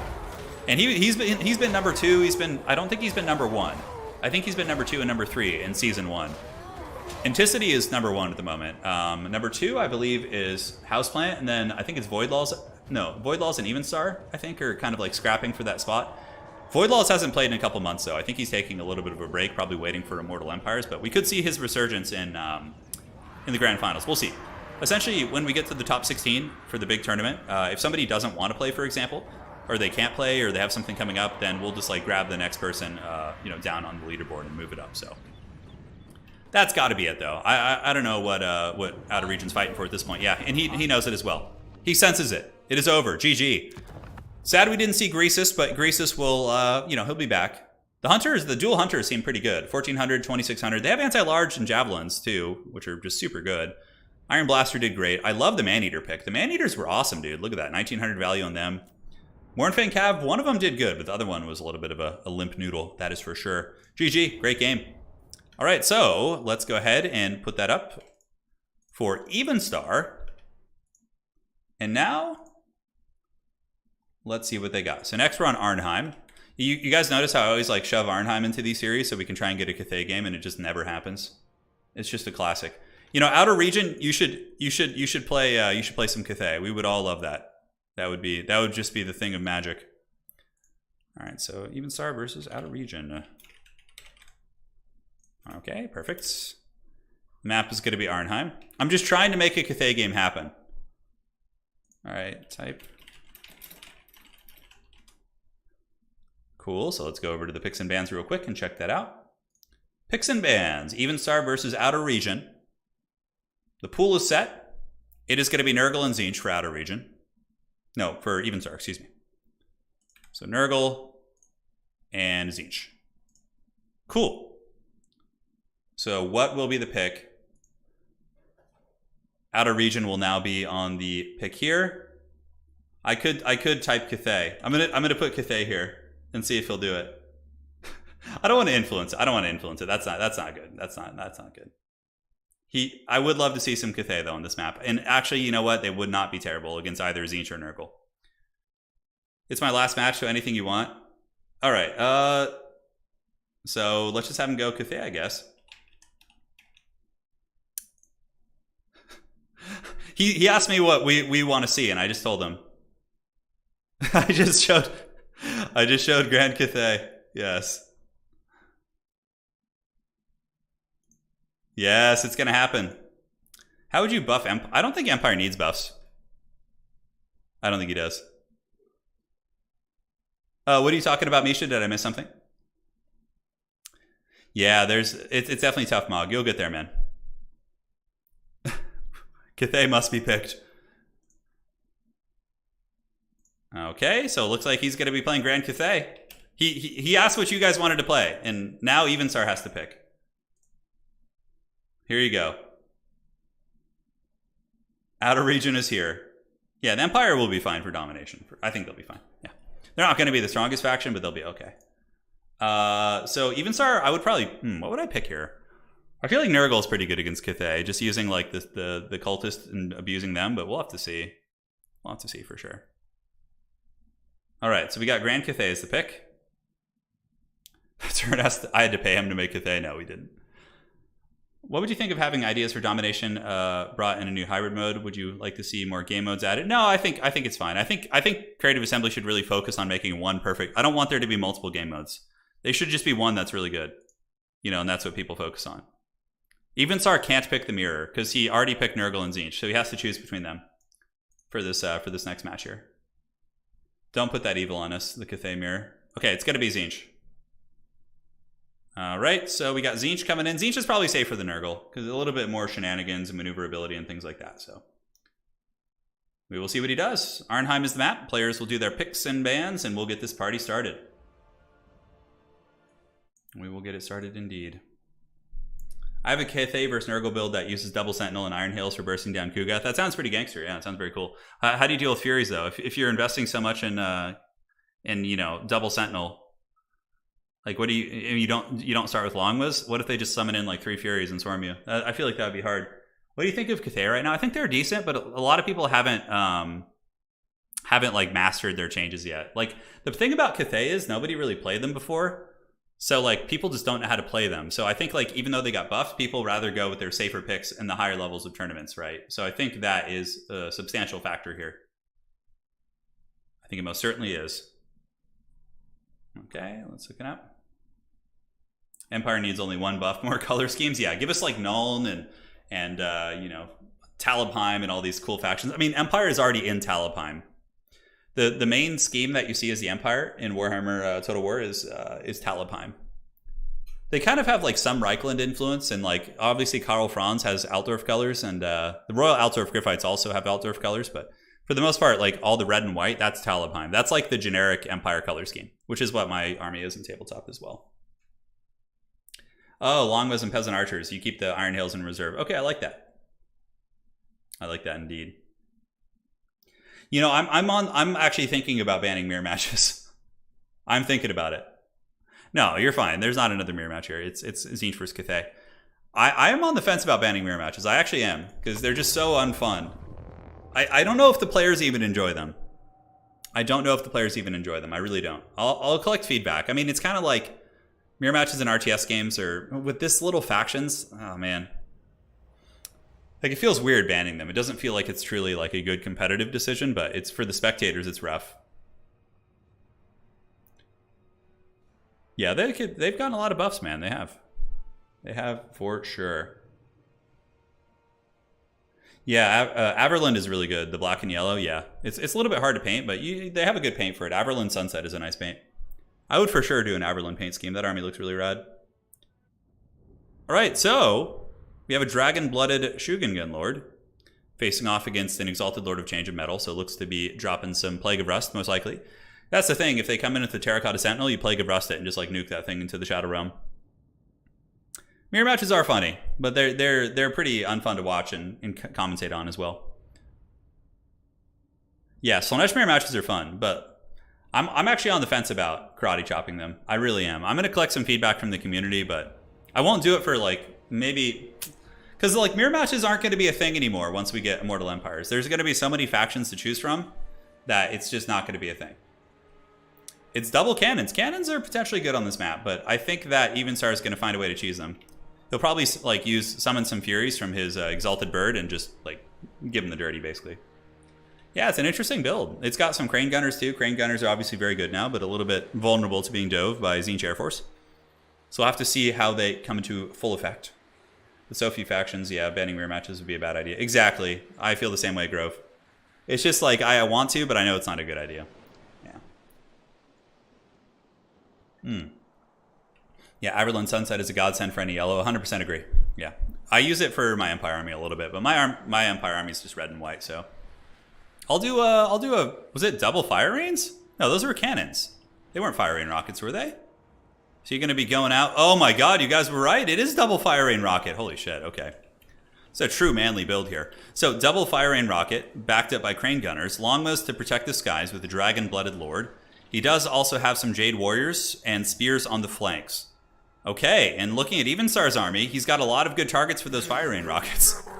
He's got blues, he's got Exalted Lord of Change of Metal. That is a lot of stuff. Like, if these two armies just fought, and there was no other variables, like no summons or reinforcements, I do think the CATHAY army would probably win it.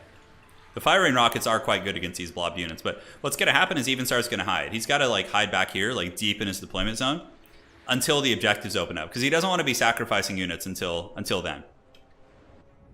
We will see. We will see. So the fire rain... Wait. No, what are you doing? No! Look at... They dropped their artillery. Dude, the artillery crews of CATHAY were just going to go in there and just battle. He must have misclicked there. Oh my god. How much of a disaster would that have been if he had like left his fire rain rockets and moved like all the way up here and just got like just horribly beaten down? Because that's like such an important part of his army, right? Can multiplayer campaign replays be replayed with 2 players? Oh, I'm not sure, bud. I'm not sure. I haven't done a multiplayer campaign in like probably 2 months. It's been a while. It's been a while. All right, he's got the cannons back. They're moving up now. The oxen are being managed. Tzeentch is hiding in the shadows. Probably going to just swarm with Furies. It's got to be their best bet. Like, I think if you're Evenstar, you save up for 3 Furies. You save up like 1,700 resources, and then you summon a 4th one and you swarm those fire rains. Because if you don't do that, you're going to lose. The fire rain rockets will rain an unholy amount of hell on these guys.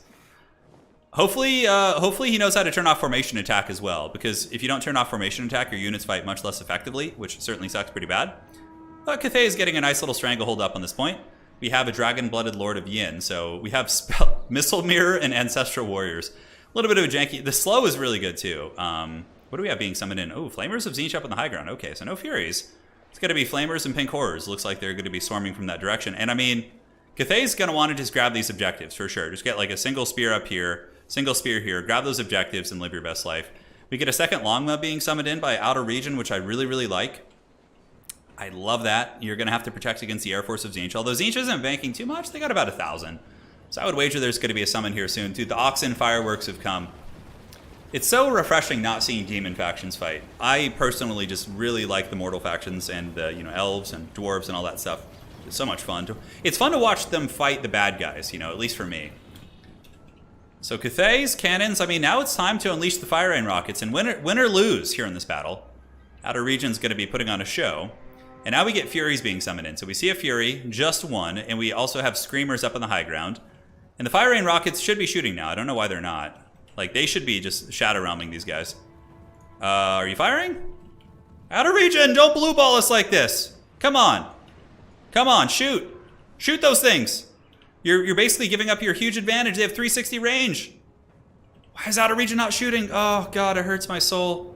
This hurts so bad. This hurts so bad. And it's basically going to throw the game, too. Okay, so the Crane Gunners are shooting, and they have their penetrating shots. I mean, beautiful damage there. Okay, now the Fire Rains are... Maybe they had the order to wait till you see the white of their eye to shoot. And really save that ammo. But now they're blasting, and I mean, so far so good. The Crane Gunners are doing massive damage, obviously tearing apart the blues, but the distance is going to be close here pretty soon. Outer Region does have the 2 objectives. Longbows are on the standby, but he needs to move up and block these guys right now. He needs to move up, get these Jade Warriors to block that formation, because if they're able to get in range of the fire rain rockets and these other tools, it's going to be a disaster. So Longma's hunting the Chaos Fury. He's able to get a decent little fight there. Is Missile Mirror going to go down, or the Ancestral Warriors? Either of those could be quite good. Big maneuvering here as Tzeentch moves a couple infantry onto the flanks. Fire rain rockets once again blasting into the pits. And talk about good value, man. That's certainly very, very strong. He's able to nuke the shields, get really good splash damage. Evenstar kind of realizes he's bunched up here. Tzeentch army ability, able to hit those Peasant Spearmen, doesn't do too much damage. But one Longma Rider, ooh man, look at that Plague of Rust from Evenstar. What a beautiful play. So he Plague of Rusts the great Longma Riders to make the Furies just absolutely destroy them with a little bit of support. And the Dragon-Blooded Shugingen Lord with the dreaded humping animations here, really trying to establish dominance. But it has landed in combat with Longmas, so a little bit of an overextension. With Longmas, you don't want to push out and like chase. You want to just stay near your pieces, right? But overall, the Crane Gunners are doing great work, but I think that Evenstar is going to slowly start taking over this game. It seems like maybe Outer Region doesn't play Cathay that often, as now we got Furies on both of the Fire Rain rockets, and hey, at least you guys got to see some rockets get launched. But again, I think Evenstar Tzeentch is playing pretty tight here. We do see the Ancestral Warriors being summoned up on the high ground. Jade Lancers pulling back at this point, and probably will come down here and try and sandwich this formation. Value trading is pretty even, but now Evenstar's starting to take over, and now that we see the Fire Rain rockets being taken offline, I think that's going to be very, very painful. A lot of inefficiencies, right? The Fire Rain rockets should have been back here. 1 and 1. They should have been shooting a lot longer to get that value. We also see the Crane Gunners far too close. They should have been sitting back a little bit. I feel like a lot of the range got a little bit too close up, and now it just seems like the game is being taken over by the Dreadlord Evenstar, who appears to be on his way to winning today's tournament. Because again, we switched the finals to best of 3 due to some IRL stuff that came up for Outer Region and Evenstar's internet, which appears to be behaving pretty well right now. It's doing good. He must have, you know, paid his hamster some extra kibbles there to make it run faster. But this is not where Cathay wants to be, right? They're in an infantry grind with demons, which is not their specialty unless they go Celestials. We see the Dragon-Blooded Lord on the ground here, surrounded by demons. And, okay, another mistake from Cathay. It looks like he has not turned off formation attack. So his units are fighting in formation, which is minimizing their damage pretty heavily. So clearly a couple little misplays, but nonetheless, we got to give a big shout out to Outer Region, of course, for playing this for us. Nice little sandwiching chart there on the Jade Lancers as they hammer in and are able to get a little bit of value, kind of closing the gap ever so slightly. And will the Fire Rain rockets get back online? Okay, it looks like one of them is able to remount the artillery piece there. And the rockets are now turning and doing a last-minute shot there at the Chaos Furies. These are Summoned Furies, so what I would do here is probably just run away. But it would appear he has formation attack on several of his units. So if you are a Cathay player, you have to pay what's called the Cathay tax. And when you pay the Cathay tax, it means you have to turn off formation attack every single time you summon a unit, which is just so obnoxious. But it is part of the game, and you do have to pay the Troll Toll there. Longma Riders grinding okay. Jade Lancers might be able to come in and finish them off if they can recycle their charge. So there's a chance that Cathay can wrestle that objective back. Currently, Cathay is now down in points, and Tzeentch seems to be slowly just amassing a bit of a lead here. Ever so slowly. Gojira says, in the current build, are War Sleds still carrying Kislev? Yeah, they're still very good. They're not carrying them, but they're very good. Like, they're not like OP like they were before. They're much more balanced now. So they've gone through several iterations, and they're finally in a much better place. So Cathay fighting against the Pinks. Up on the high ground, what do we have? Objective 3, completely open, but is being held by Tzeentch. I do like this play here from Outer Region, sending you know, some loose units over here to try and grab that is a good one indeed. In terms of value trading, we see a Terracotta Sentinel coming out, and you know, Terracottas can actually be impactful against Tzeentch once they are summoned later. I don't like starting with them because if you start with the Terracotta, Tzeentch has all its magic, they can counter it, but if you bring it in a little bit later in the game, they might not have all the tools. But even still, the shooting is still pretty effective. Like the pinks and the blues really kind of bathing that guy in the cotton candy. Longma Riders trying their best, -5 leadership, little pink horrors. Gonna push those bad boys back, but not before some Jade Warriors are going to be approaching them. A new challenger approaches, but honestly, the Pinks will probably win that fight too, especially if he forgets to turn off the formation attack there. Ancestral Warrior summons are very good. I'm a big fan of these guys. I think they're great. They do magic damage, which is excellent against demons, and they also do have the armor piercing against Forsaken and anti-large against some of the greater demons. They certainly have some good work, but looking up at the high ground here, Objective 3 still owned by Tzeentch. It is a dreaded triple cap, so the triple cap is going to be coming in here in just a moment as Tzeentch is about to wrestle control of the middle, I think? Yeah, it's really close. Although I think the Terracotta Sentinel was able to just kind of barely stabilize that, but the Terracotta Man is going to get just melted here. Yeah, the beautiful Plague of Rust. So Plague of Rust on this guy. His armor is very low now. The big chicken is coming in. He's trying to, you know, throw the Dragon-Blooded Lord in the old KFC batter there. His little attack animation, which is always fun. And he doesn't have Gaze of Fate, though, so he's not going to be able to goon quite as well. But Plague of Rust is a very common pick against Grand Cathay. And the Terracotta Sentinel here is down for the count. So, GG. Yeah, I'd be surprised if any tournament player has practiced with Cathay, says Medley. That's 100% the truth. I actually think Cathay is capable of beating Tzeentch. I just think we saw a lot of inefficiencies, and the army wasn't necessarily the best, nor were the spells. So, just little things like that can cost you the game. But that will be it. GG. Well played. Even Stars, today's champion. Well played to him. You know, he fought through the dreaded internet problems, but he certainly showed us some very clinical play. And hey, we got to see Cathay. Fire Rain Rockets. One of them did good. Got about 1,200 value. But, yeah. Rough stuff aside from that. You know, I think one Fire Rain, maybe a second, you know, one of these would be a little bit more efficient for sure. But great match indeed. So, ladies and gentlemen, that is going to be it for today's tournament. How long have we been streaming for? We can close out with an FFA. We'll do an FFA. Or maybe, you know what, I'll play a Cathay game instead. I don't know. Maybe both. We'll see. We'll see. But let's head on over to the Total Tavern and take a look at the Tale of the Tapes now. And I don't know if they updated this. Let me go and see if they did. They didn't report their scores. I might have to do it. No, they didn't. Well, nonetheless, guys, you'll be able to check this out in a minute. It is going to be a victory for Evenstar. So he defeated Reginald Puggington and then defeated Outer Region 2-0 in the grand finals here. So that will be it. Certainly a GG indeed. So Evenstar will be winning the cash prize and also climbing a little bit higher up on the leaderboard. And now, ladies and gentlemen, it is time for some fun business. So let me go ahead and grab this. Okay. Where is the scoreboard there? We will hide all of these goodies. Cool. Major says, GG, keeping the torches lit in the Warhammer darkness. Yeah, we're doing it. We're doing it. We're keeping the torch. We're keeping the fire going. Okay, 1v1 domination. So anyone's welcome to join this and battle me if you want to. I'm just going to do like 1 or 2 domination games. And we'll go from there. So let's see how this goes. We'll do the battle for Itza. I think it's one of the better ones. I'm going to play Grand Cathay here. I just want to like kind of experiment a little bit with them. Since, you know, we didn't get too much love on them on the stream. I'm okay with Cathay. I need a little bit more practice. Because honestly, to be fair, guys, I haven't played too much Total War lately. I really just jump on for the streams. Like, in the past 3 weeks, I played maybe 2 battles myself in the past 3 weeks. I mainly focus on Age of Empires for my own training because I think the competitive like infrastructure there is better. For now, until we get the Immortal Empires. When Immortal Empires comes out, I'll be practicing like a madman because I do want to compete in tournaments, and even if they're my own, I'll compete. For Immortal Empires, what do you think of giving the sub-faction strengths and weaknesses to differentiate them a little bit? You're saying like, I'm trying to think of like an example, like how the Dryads, like Avalorn gets Dryads and things like that. Yeah, Torchfire thing, yes, correct. Let me know if you guys can see the lobby, by the way. There might be some issues with it. I know some people are having some problems. We had the dreaded hotfix today. Oh, yeah. Yeah, Iron Hells are good. I like them. Yeah, I think Iron Hells are nice. The fact that the missile units are a little bit more effective and can like turn and aim properly, I think that's a huge buff for them. I might need to remake this. Lobby seems to have some issues. Yeah, they're really good at shredding single entities. I agree. In the grim darkness of Warhammer 3, there's only Turin tournaments. Yeah, kinda. All right, let's remake this real quick. I think there was an issue with it. Turin domination. Okay, let's see if that works this time. The lobby bug? I don't know. Hopefully not. I saw some other lobbies up, and so it seems like it's working.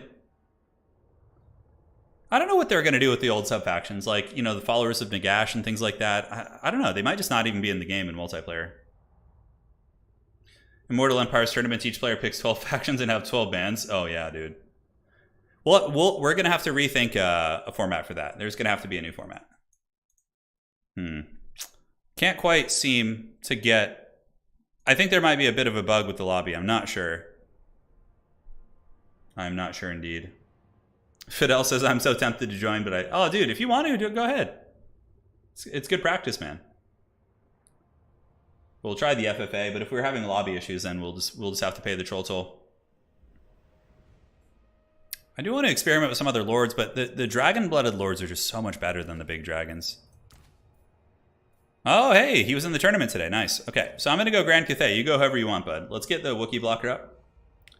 So where is Wookiee at? Wookiee, raise the paw. So it looks like he's going to be going for Kislev or Slaanesh. Okay. Slaanesh is certainly a tricky one, but it's very fun. So how do we want to do this? All right, so we're going to get you. That spell is very, very good. Leadership. We probably don't want that, and we don't want that. So I think just that spell plus the Might of Heaven and Earth isn't bad either. It's kind of expensive though. I like the cheaper spells when I'm playing against these guys. Who else is streaming Warhammer 3 multiplayer? It says it's full. Yeah, somebody's in it now, Pone. I actually don't remember this matchup terribly well. It's been a while. It's been a while since I could. Oh, that's right. Yeah. Does that have... Okay, so you are going to be doing this in the shadows, my friend. I have some cool schemes here. I think this is going to be a lot of fun. Okay. I'm digging this right now. Okay, let's get you. Let's get you. And as far as infantry against Slaanesh, like, bringing missiles is very, very risky and certainly dangerous. I can't wait to theorycraft the old world factions. It's going to be so much fun. It's going to be so much fun, guys. But you're going to like this build. I guarantee it. You're going to like the way you look. Yeah, those guys might be a decent choice. Okay, so we bring you, and then we get a couple of you guys. Do we want to and then chevron the rest of these bad boys? Okay, I kind of like that strategy. It's a little bit funky, but I think it'll do the trick. And then, honestly, probably just Jades. I'm just talking my way through the army building here. Don't mind me, guys. One of you guys in reserve. We can bring a couple of you. Terracotta Sentinels are also not bad in this matchup. Jade Lancers seem a little bit janky here. They did get recently buffed, so maybe they got more teeth. We'll have to see. There's going to be a lot of cav coming in, so we probably want some cheap haggard peasant spears. All right, guys, we're going to show you some double cloak of pomade up on Thursday afternoon. Yeah. Well, I got some other fun tools. You guys are gonna enjoy it, I think.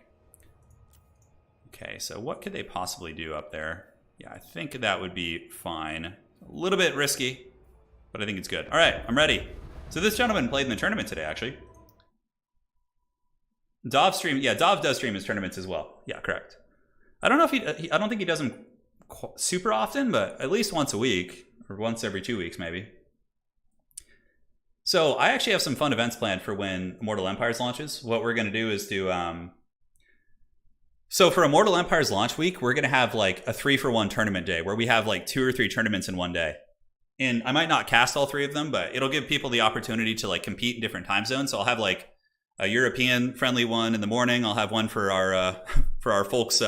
I know there's always players from Australia asking me to have them a little bit later. And then I'll have one at night for like people in the US based time zones. It's going to be fun. So we'll have like a big event for that week where there's like a huge kickoff to season 2 of the competitive league.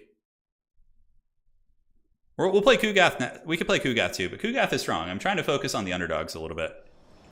This build is just so weird. I don't know what to expect from it. I wish CATHAY had some like missile cav. Okay, so we have the Dune Dragons. We have to select the whole army, turn off formation attack. There we go. And then we got a couple spheres as well. So Slaanesh is really good at swarming you. We have a Dragon-Blooded Lord. We have the Wujing War Compass, which has free spells, and the Astromancer is going to be hiding in the bushes here. The Junk needs to float over the blob there. Perfect. And 4 and 5. All right, guys. Full faction war, dude. Yeah, we're gonna have all kinds of fun stuff. So I'll let my opponent set up, and then we'll be good to go. Kugath is very strong, Cipe. You must have missed the last couple events. He's unholy now. He has a Mortis engine, and he's a beast. Because now at least like when he's on a toilet seat, you know, he gets some work in there. You guys like this build? Lack of mobile. Yeah, you don't want any missile units. Slaanesh is so good at getting him. The Junk is still very strong. I don't know if he's waiting for me.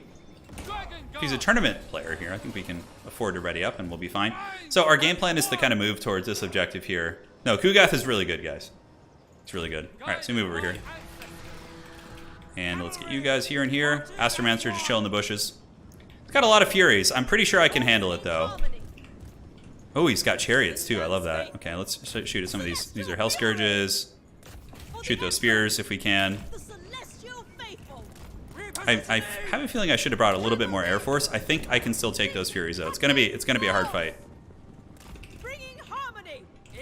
Okay, so you guys are chilling. You're chilling. Unfortunately, the CATHAY blimp like can't land, right? It's just not possible. All right, so let's shoot these guys here, and we can go ahead and halt the formation here. Peasant horsemen are chilling. So if he wants to charge into spears or anything like that, then I think we're in a very cozy position. Pull you guys back and across. We do have the Jade Shield, so we're gonna try and do our best with that. All right, so let's go ahead and charge into you guys if we can. Looks good. Just keep a tight formation. We just don't want to like lose in the first like couple minutes of the game, right? Is the plan. Okay, he's trying to lure me on the ground. Very good micro. That was a great play for sure. And let's do this. See if we can get a freebie over there. In the meantime, the junk is gonna just keep bombarding these guys. And oh, he's paying attention. Homeboy's watching, dude. He is the watchful man. Okay, let's get a terracotta. We can hustle this way. So we just need to kind of move over to this objective here and claim control of that. In the meantime, just keep accruing value here. I can see the haggard little guys on the ground, which is pretty funny. All right, so he's going to attack it, which is fine. So we move in now. And then we want to go ahead and use the Jade Shield on those guys to buff them up a little bit. We should win that fight. I would be surprised if we didn't. Okay, let's get you guys here, and then you guys can kind of form ranks like so. And you can see we're not really taking much damage, right? It's so far so good. It looks like some cav are kind of swarming across. Oh god, the Astromancer ran out of the bushes. Not like this. Okay, Peasant Spears. Do this. Formation attack off. Got to pay that CATHAY tax. And ooh, the Chariots. Look at them causing a lot of problems. Okay, let's get over there and see if we can run them down. We have some bombardments. Not like super good targets. Yeah, we'll just kind of save those for now. It's really important to win the Air Force fight here. Okay, let's do this. Get you guys to see. Oh, he stopped moving. Yeah, well, still did like half HP. Okay, I'll happily take that. Let's get around the back here. Surround these guys with the Peasant Horsemen. And then sandwich into those Seekers. Make sure they can't escape. Peasant Spears, hustle this way. And Terracotta Man needs to go there to help as well. Okay, we should have another Jade Shield, so I'm going to go ahead and use this on my elite infantry if the stupid UI will get out of my way. And we do have some bombardments. I don't want to like hurt my own units, so I'm gonna just save it for like later. All right, let's go get you guys. Those are summoned Chaos Furies. In the meantime, just keep bombarding here in the middle. Our Air Force able to decisively win that fight. We can actually come help here now. And we have another roast, so let's go ahead and do this. Kind of a bit of a miscast there, but it should still do good damage, yeah. Pretty worth for sure. All right, let's get some Jade Lancers. Bring them out, have them head these guys off. We can get some spears moving. Slaanesh is gonna have the initial objectives, but we just gotta focus on value trading. And let's get this, see if he's watching. Pull you guys over, get these Chaos Furies. And yeah, seems okay. Looks like he's paying attention. The Wujing War Compass will try its best. Those Halberds doing great. Oh, the Wujing bombardment, baby. That's what I'm talking about. That's the good shit.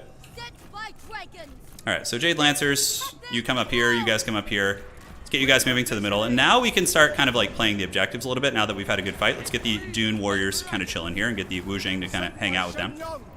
Peasant Horsemen doing great. Let's get the floating station there, Lancers, and once again, let's give the ward save to those guys to make them very tanky. Oh, he used Narcissism on us. Okay, very cool. So we're gonna save up for a double summon. Let's get the dragon-blooded folk over there. We can attack here, and that should do some good damage. Those Jade Lancers there. It didn't do too much actually. It was a little bit too bunched up. All right, so he's gonna be playing the top objective. We're not too far behind on points. I think. Wow, did he break those guys? Shit, he did. Look at that. Ain't that some shit? Okay, Jade Lancers, let's go in and give him a little bit of lovin'. See what we can do. Maybe eventually win that little blob fight over there. Terracotta Man's doing his thing, and now we can go ahead and summon a bunch of you guys. We're going to summon in some shooting soon, too. Turn off formation attack, and you guys move up to that objective. And how are we looking here? Yeah, this is a good surround. It's very, very cost effective. All right, let's go look around and see what else we got. Junk, put him in the trunk. We can roast these guys off the point, which I think will be quite strong if they'll stop moving here. Yeah, not the best timing in the world. Let's see. Pretty good, actually. Okay, so Long Riders. We need to give them the Jade Shield. Put these spears back up. And hopefully we can win this objective here. We don't have, like, the most speed, and my Peasant Horsemen are back now. That's good. We really need them, actually. It's a messy fight here. Wujing War Compass has got some bombards. See if he can, like, tickle the pickle on that edge. Dragon-Blooded Lord could engage. We could even attack this Slaaneshi Lord. It's a little bit dicey. It could lose us the game, but you know what? We're going for broke here. All right, let's attack these Marauders, move through here, and then we'll jump on that objective. We get the sandwich on these guys. Nice. Wujing Astromancer Man hiding in the trees. Spears attack. He's summoning some units here. And it looks like the RORs are actually doing really good. And we get a big sandwich there. Keep hunting them down, save that one's magic up. Skyjunk, let's move the Skyjunk here to get the Harmony buff. And What does he have guarding it? Spawn of Slaanesh up there? So we could summon 2 spears. 2 CATHAY spears should beat 1 spawn of Slaanesh. So we'll start playing. With CATHAY, it's very much like you have to play the long game. You always have to be kind of planning ahead and making sure you're all cozy there. My longbows got broken off the battlefield. That's too bad. Well, not before we killed that Exalted Seeker Chariot. Let's get you guys in the middle. And we are almost there. So get you guys up. Get up on the objective here. You guys get on the objective. We do see more chariots coming in from Slaanesh. Pretty cool to see them all in action. Alright, so let's go fly around and get some like breath attacks in the battlefields. I think that's going to be the play. These guys are just going to waddle over there and steal that objective. And I think we're in a commanding position. We're up by quite a bit of value. What does it do when you overcast this? Oh, increase damage? Okay, I'll take that. Yep. Get those guys. That should roast them pretty good. Oh, so good and tasty. So good and tasty. Yeah, we have the Harmony buff, so we need to make sure to keep that. Terracotta Sentinel's just going ham. Who needs help? They're fighting Spawn. Let's give them the Jade Shield. Now it's time for some Crane Gunners, because now he's like really kind of on the defensive. So we summon some Crane Gunners, position them, and start shooting the Spawn. You don't want to start with missiles against Slaanesh. It's usually a really terrible idea, because they're just going to goon them with their mobility. The Wujing War Comp is fighting a dreaded Duel of Fates over here. So we might want to send those guys back eventually, I'm not sure. Oh, he's using Rampage or something? I'm not 100% sure. We have another breath attack, but yeah, it's mostly Cav units here. Crane Gunners are blasting into the Spawn, which is great, so let's just kind of keep shooting those guys. And we do have the Harmony, so... Terracotta Man, get here. We need to get some objectives, though, because he's obviously been up on objectives for a long time. Jade Warriors, turn off formation attack, pay that CATHAY tax. Fun and great mechanics. Okay, yeah, whatever. You guys can fight the Slaanesh Furies. I think that's going to be fine. Come on, baby. Get that Lord. It's nice and trapped. Let's give the Jade Warriors another Jade Shield so they can survive the wrath of the Spawn. And we own this one? We do. Good. Wujing War Compass needs to hustle to the middle so it can be a little bit more useful. What we can do in the meantime is support our side. Crane Gunners, shoot those Seeker Chariots, and let's get some Peasant Horsemen out. For battlefield control. Yeah, we got Spears up here, and like, you know, these are what? Hell Scourges? We're for sure going to get this objective. Like, CATHAY Spears are pretty decent. I mean, they're much like peasants from other factions. So we're going to triple cap them, I think. Alright, let's send you guys back, do a little bit of housekeeping. Housekeeping! We send back the Dune Warriors, too, because I do want to resummon them. We'll keep the Wujing there as a menace to kind of keep my opponent at bay here. Keep blasting. We can't seem to get this middle objective from them. They're holding it very, very well. Swarm down here. You guys come over there. How are we doing on breath attacks? Do we need them up here? Let's give the Jade Shield to these guys. Man, Slaanesh is really holding on to the objectives well. It's certainly going to be a situation where I probably need to get a triple cap. Crane Gunners, going to be targeted by the Herald of Slaanesh, so he does see them, so let's get our longbows and just hammer that guy. That should be enough to take him out, most likely. Yeah, we got the high ground objective, good. Are there any spears left or any substantial threats? I don't think so. Looking around, I'm not seeing a whole lot, and the Lord is going to get hunted by the longbows now. Let's get the Crane Gunners repositioned. Oh man, CATHAY's magic is so nice. What are these? Chaos Furies? Yeah, Chaos Furies should die here. Hopefully those infantry hold. Let's go give them a little bit of support. Give them some leadership values. Great, so we got that one. Probably need to send some more dudes up there. So let's get some peasants marching, pay the CATHAY tax. Gotta say that mantra over and over again, so I just learn it, and it becomes a way of life. So the blimp is now here, just basically giving harmony, right? That's the play. Oh my god, that fight was actually really scrappy there. The only guy left is the Astromancer. Alright, let's go. These are Seekers, which my peasants will lose to, but we have some tricks up our sleeve, right? We can do this. And then we can get a little roast on those guys. Little Christmas roast. Ooh, nice, nice. That was a beauty right there. And the peasants should be able to hold. Let's do a bombing run, too. Where are the longbows at? Okay, we killed the Lord. And now I think we just kind of focus our efforts on the middle. You guys ready for the dreaded CATHAY bombing run? The unbeatable tactics. Saw him here first. Oh, come on, baby. Come on. Oh, I'm not quite in position yet. Not quite. Okay, time to send the Wrath of CATHAY. Look how good that is. Beautiful. God, all jokes aside, that's such a piece of shit ability. Why don't they have the dwarf ability to like rapid fire them? Isn't CATHAY supposed to be like super advanced and shit? I don't know, kind of weird. Okay, you guys shoot here. Shut those guys down.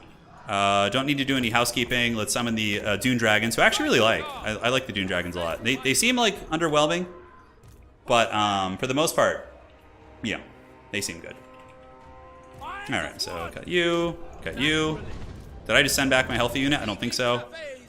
Got to send back units, do a little bit of housekeeping. Slanesh is going to try, but they don't really have a chance anymore. I think it's over. We're up by way too much.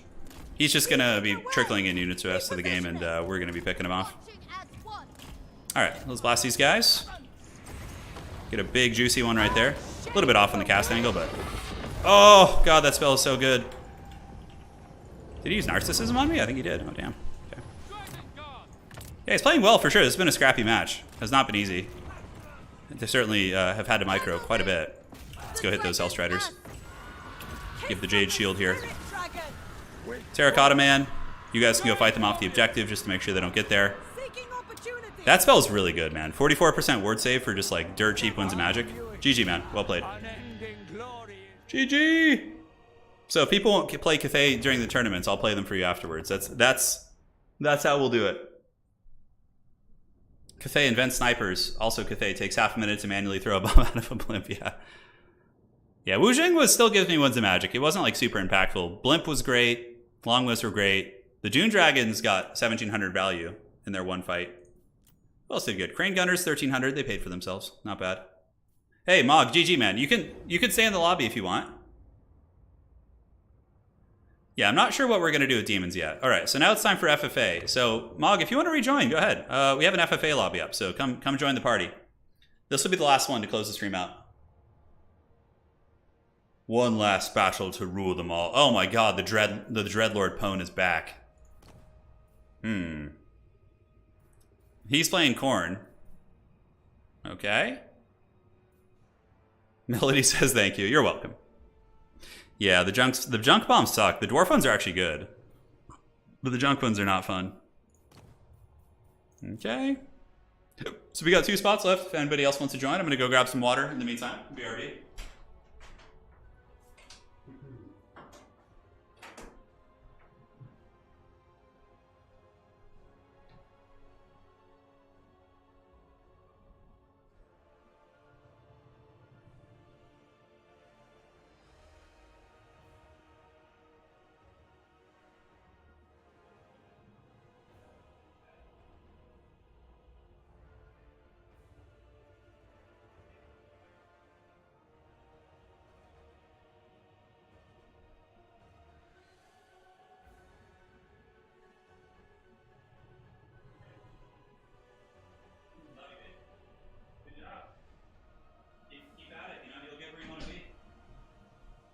You will. All right.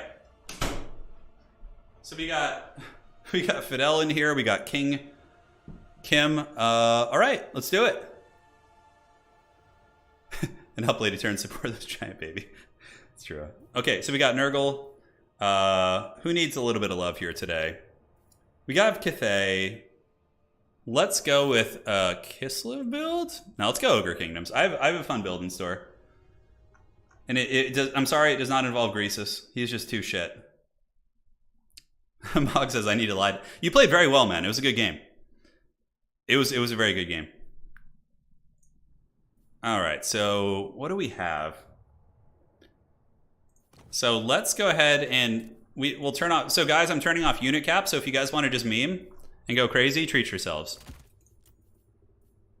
I have a very fun build in store. Okay, that looks fine. So, Pone, Kim, and Fidel. I changed the unit cap, so you guys can bring complete meme armies if you want to.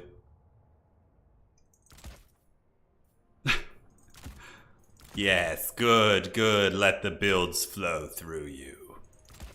You guys are going to love this build. I think many of you will suspect what it is. Uh-huh.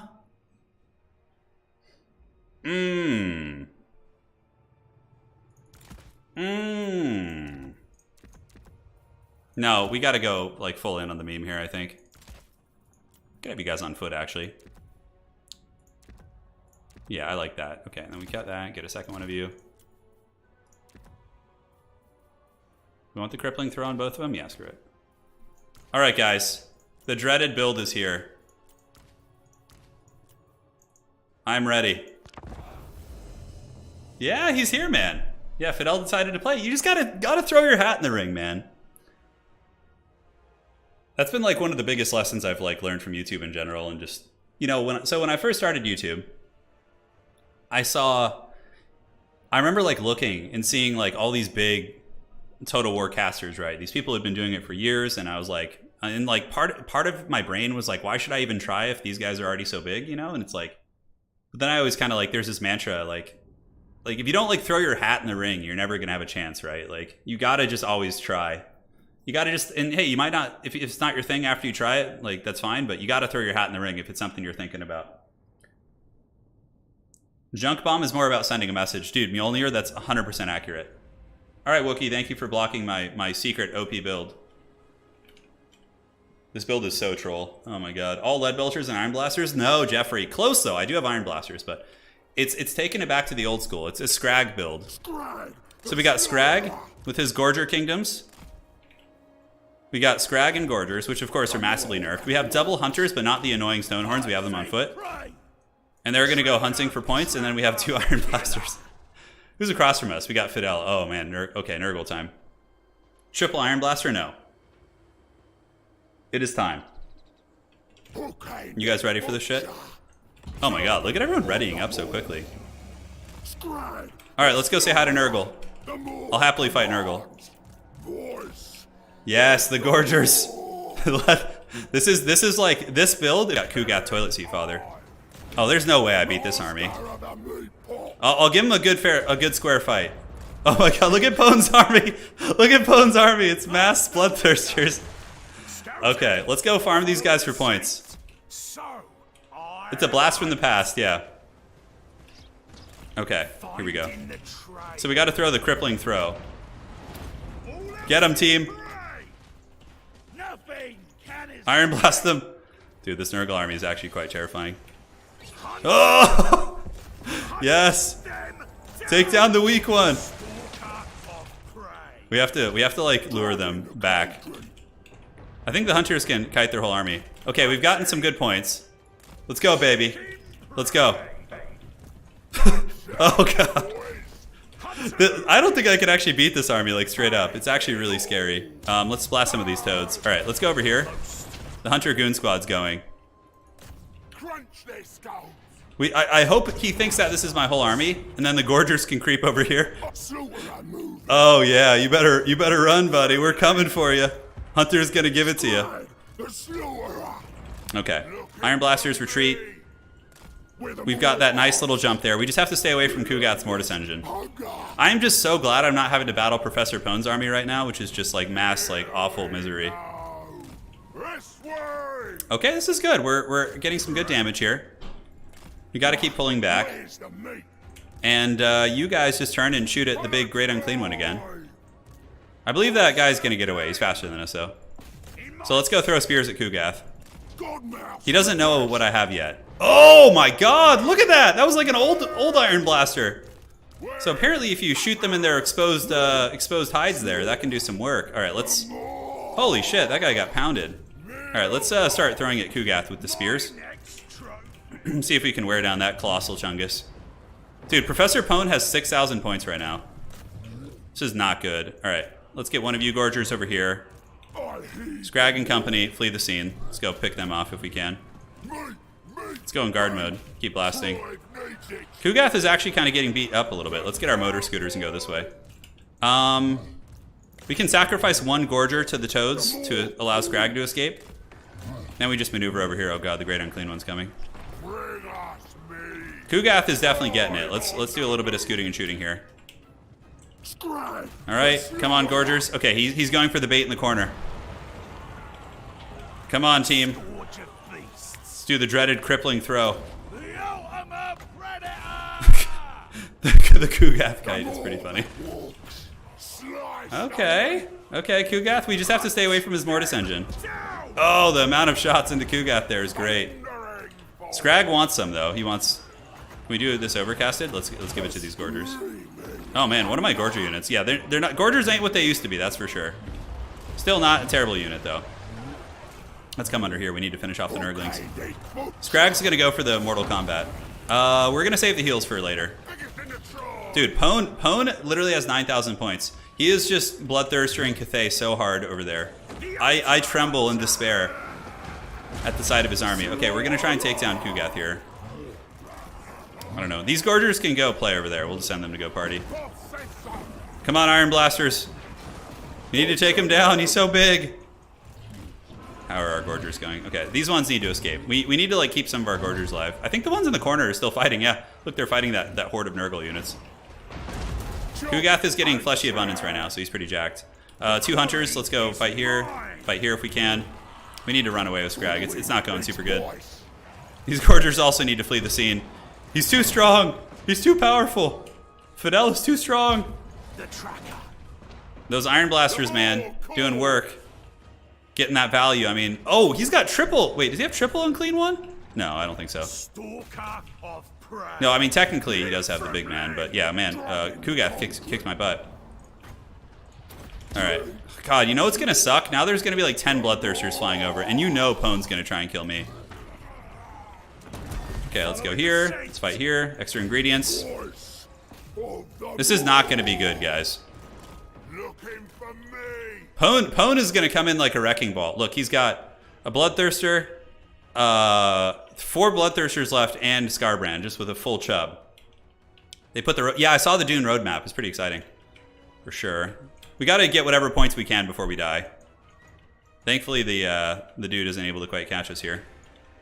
All right, let's just go in guard mode and shoot. Are those guys still fighting back there? No, the Nurgle forces wiped us out. Where did my game sound go? There we go. Okay. I actually know the hotkey for turning it off now. Okay, we need to peace out. This sucks. This is not a fun place for us here. All right, Scrag. Drag that pot. Hunters, get back. Gorgers, slay the Nurglings if you can. Oh, no. The Dread Legion comes. We need to, like, create space. Oh, man, guys, this is not good. I think Nurgle and I have to form a last alliance. I need to start shooting at Pone.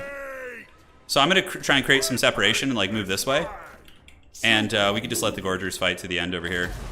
But, like, Pone's army is so strong. Scrag can 1v1 them? Definitely not. He does his best, but we have Troll Gut still.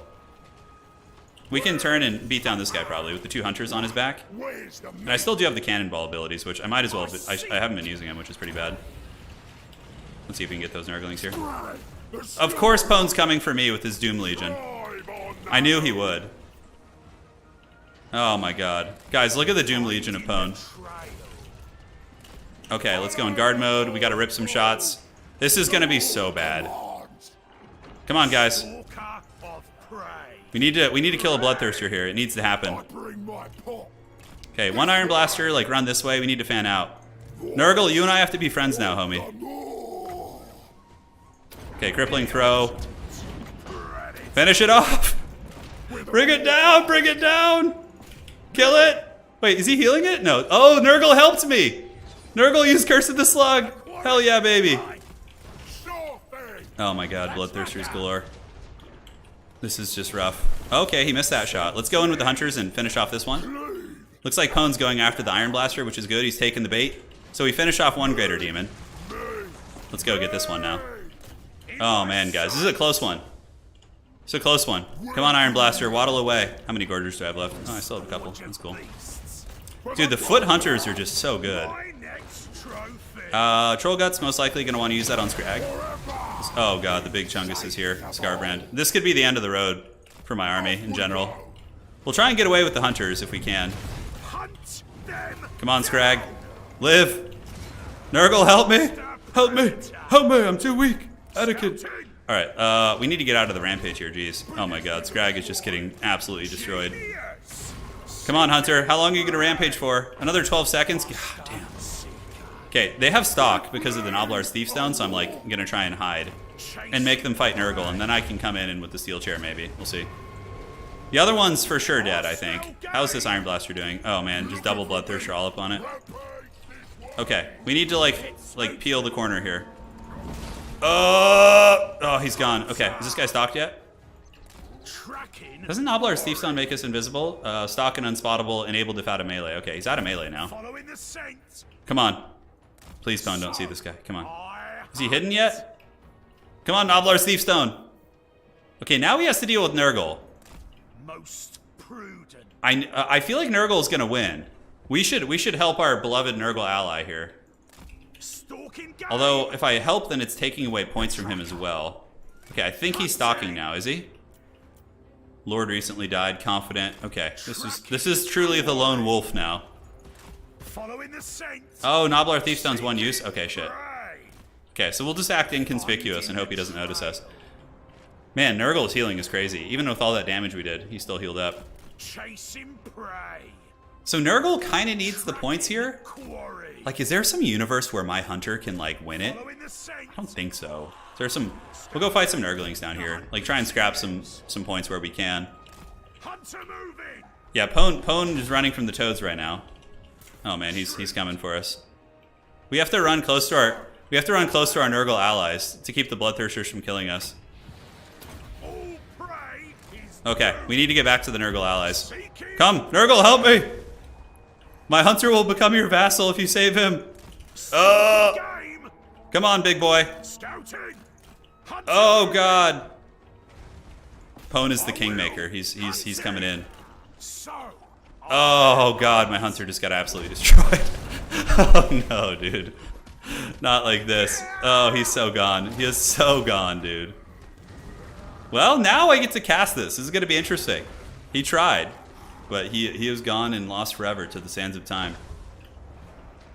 Good night, my sweet friend. My sweet, sweet hunter. He might rally. I doubt it, though, because Pwn's going in for the fight now. He's battling Kugath. So I think he's going to lose. The question is there going to be enough points? Yeah, so my guy's shattered. So, you know what? Oh, Fidel only has 7,000 points. I thought his score was mine. Oh, Pwn wins this 100%. There's no chance. There's no chance. But, you know, Fidel gets the moral victory. He gets to be the last man standing. So to each one, Pwn will be the true victor here. The wrathful Reaper himself, the king of Bloodthirsters.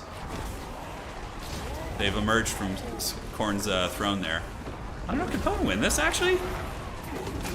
I don't think so. I mean, no, there's two great unclean ones. These thick boys are very strong. They're good fighters, too. Although that Scarbrand, he's so hot right now. Look at him, 900 weapon strength. Oh my god. Is that a sync animation? Let's watch this for a minute. Come on, do a sync. Oh! He's like throwing up while he's doing that and shit. Scarbrand took that one like a champ, though. Yeah, Nurgle is going to be the last man standing. If I was that hunter, I'd run too. Yeah, oh no, 100%. Just some like greater demon attacking you. Nobody wants any piece of that shit. Okay, so Kugath is still a raid boss. How much value has he got? About 2,500, but he's been kited most of the game, honestly, and he's still got, you know, good value there. Pwn is just getting a lot of gooning and getting like more point differential. Can Fidel beat turns? I don't read the patch notes. I know that those units got nerfed. It was just for fun. I am aware that Gorgers are not what they used to be, nor is Scrag, but they still have some teeth. They're not terrible. I think Gorgers are, people need to use them more. Oh my god, the triple throw up attack. Now Scarbrand, about 600 HP, gonna be getting circle beaten by the Lords of Chungus here. Oh yeah, look at these big thick boys. You know, and hey, Fidel said he didn't want to join the game. He was nervous, but he did great. You did really good, buddy. You did really, really good, man. And your build was awesome, too. Professor Pwn's last Bloodthirster, going to be paying the iron price as Kugath rolls on his mechanical scooter, his motor scooter. Most sync animations are bugged. They don't trigger. Yeah, that makes sense. I'm not surprised to hear that. Dude, Bloodthirsters are so cool. Their tabletop models are freaking rad, too. Oh, is he going to finish him? 800 HP? Is the big man going to live long enough? Looks like he's actually crumbling. Dude, what if this Bloodthirster just like went Super Saiyan and soloed this whole army? I don't think it's possible. Yeah, he's unstable, -1. Leadership's tanking. He's constantly poisoned by the little Nurglings. Hey, another big man down. But yeah, this Great Unclean one has 8,000 HP. I wonder how much value Pwn got. He really farmed the poor CATHAY army over there. You know, CATHAY's worst matchup in the game is probably Khorne, in my opinion. And they had to fight like a mass Bloodthirster army. That's pretty brutal. That is pretty brutal. All right, 600 HP. Speaking of sync animations, if you guys haven't seen Zyphos' channel, he's got some really cool stuff. Have you guys seen his channel, by the way? He's like working on like sync animations. I wonder if I could like look at it here, if you would care. I'd prefer to ask him before I do that on stream or something. But if you guys haven't, you could head to just search Zyphos on Zyphos Animations Warhammer on YouTube, and you'll see he's doing a bunch of custom animations himself. So good value on the Iron Blasters, about 3,000 on one. Hunters did good. Scrag, not so good. Gorgers were pretty shit, actually. They kind of lost to the Nurglings, but yeah, well played. Pone is the true Lord of Khorne. He took all the skulls. 24, 3,000, 46, 25, and 8,000 on Scarbrand. Oh, God. 8,000. Poor Kim over here. Bob, he definitely, this build had zero chance against Mass Bloodthirster Cheese. Like, zero chance. This is like a normal ladder build, and this is like a wild FFA cheese build. There's just no hope. But the man, he fought like a champ. Anyways, ladies and gentlemen, that'll be it for today. Gonna go hang out with the Smoking Hot Wife. Thank you all for hanging out. We got a new member today. Welcome to the Dukes of Haggard. And also some donations from Bimu, Matt, as well as Bubba's Big Blast, Legamus, Lich, Melody. Thank you guys. Really appreciate that. We'll be back tomorrow, maybe. I'm not sure. We might be out of town tomorrow, going on a little road trip. We'll feel it out, but if not, we'll be streaming. But regardless, worst case scenario, there will be an Age of Empires stream on Friday. Dude, the dreaded farm run. Pone farmed all of us that game. He farmed CATHAY, he farmed me, and then he farmed Nurgle. Just all of us were farmed. All right, guys, take care. Thank you all for watching. Appreciate you all. It was a lot of fun. See you next time. Take care of yourselves. GG.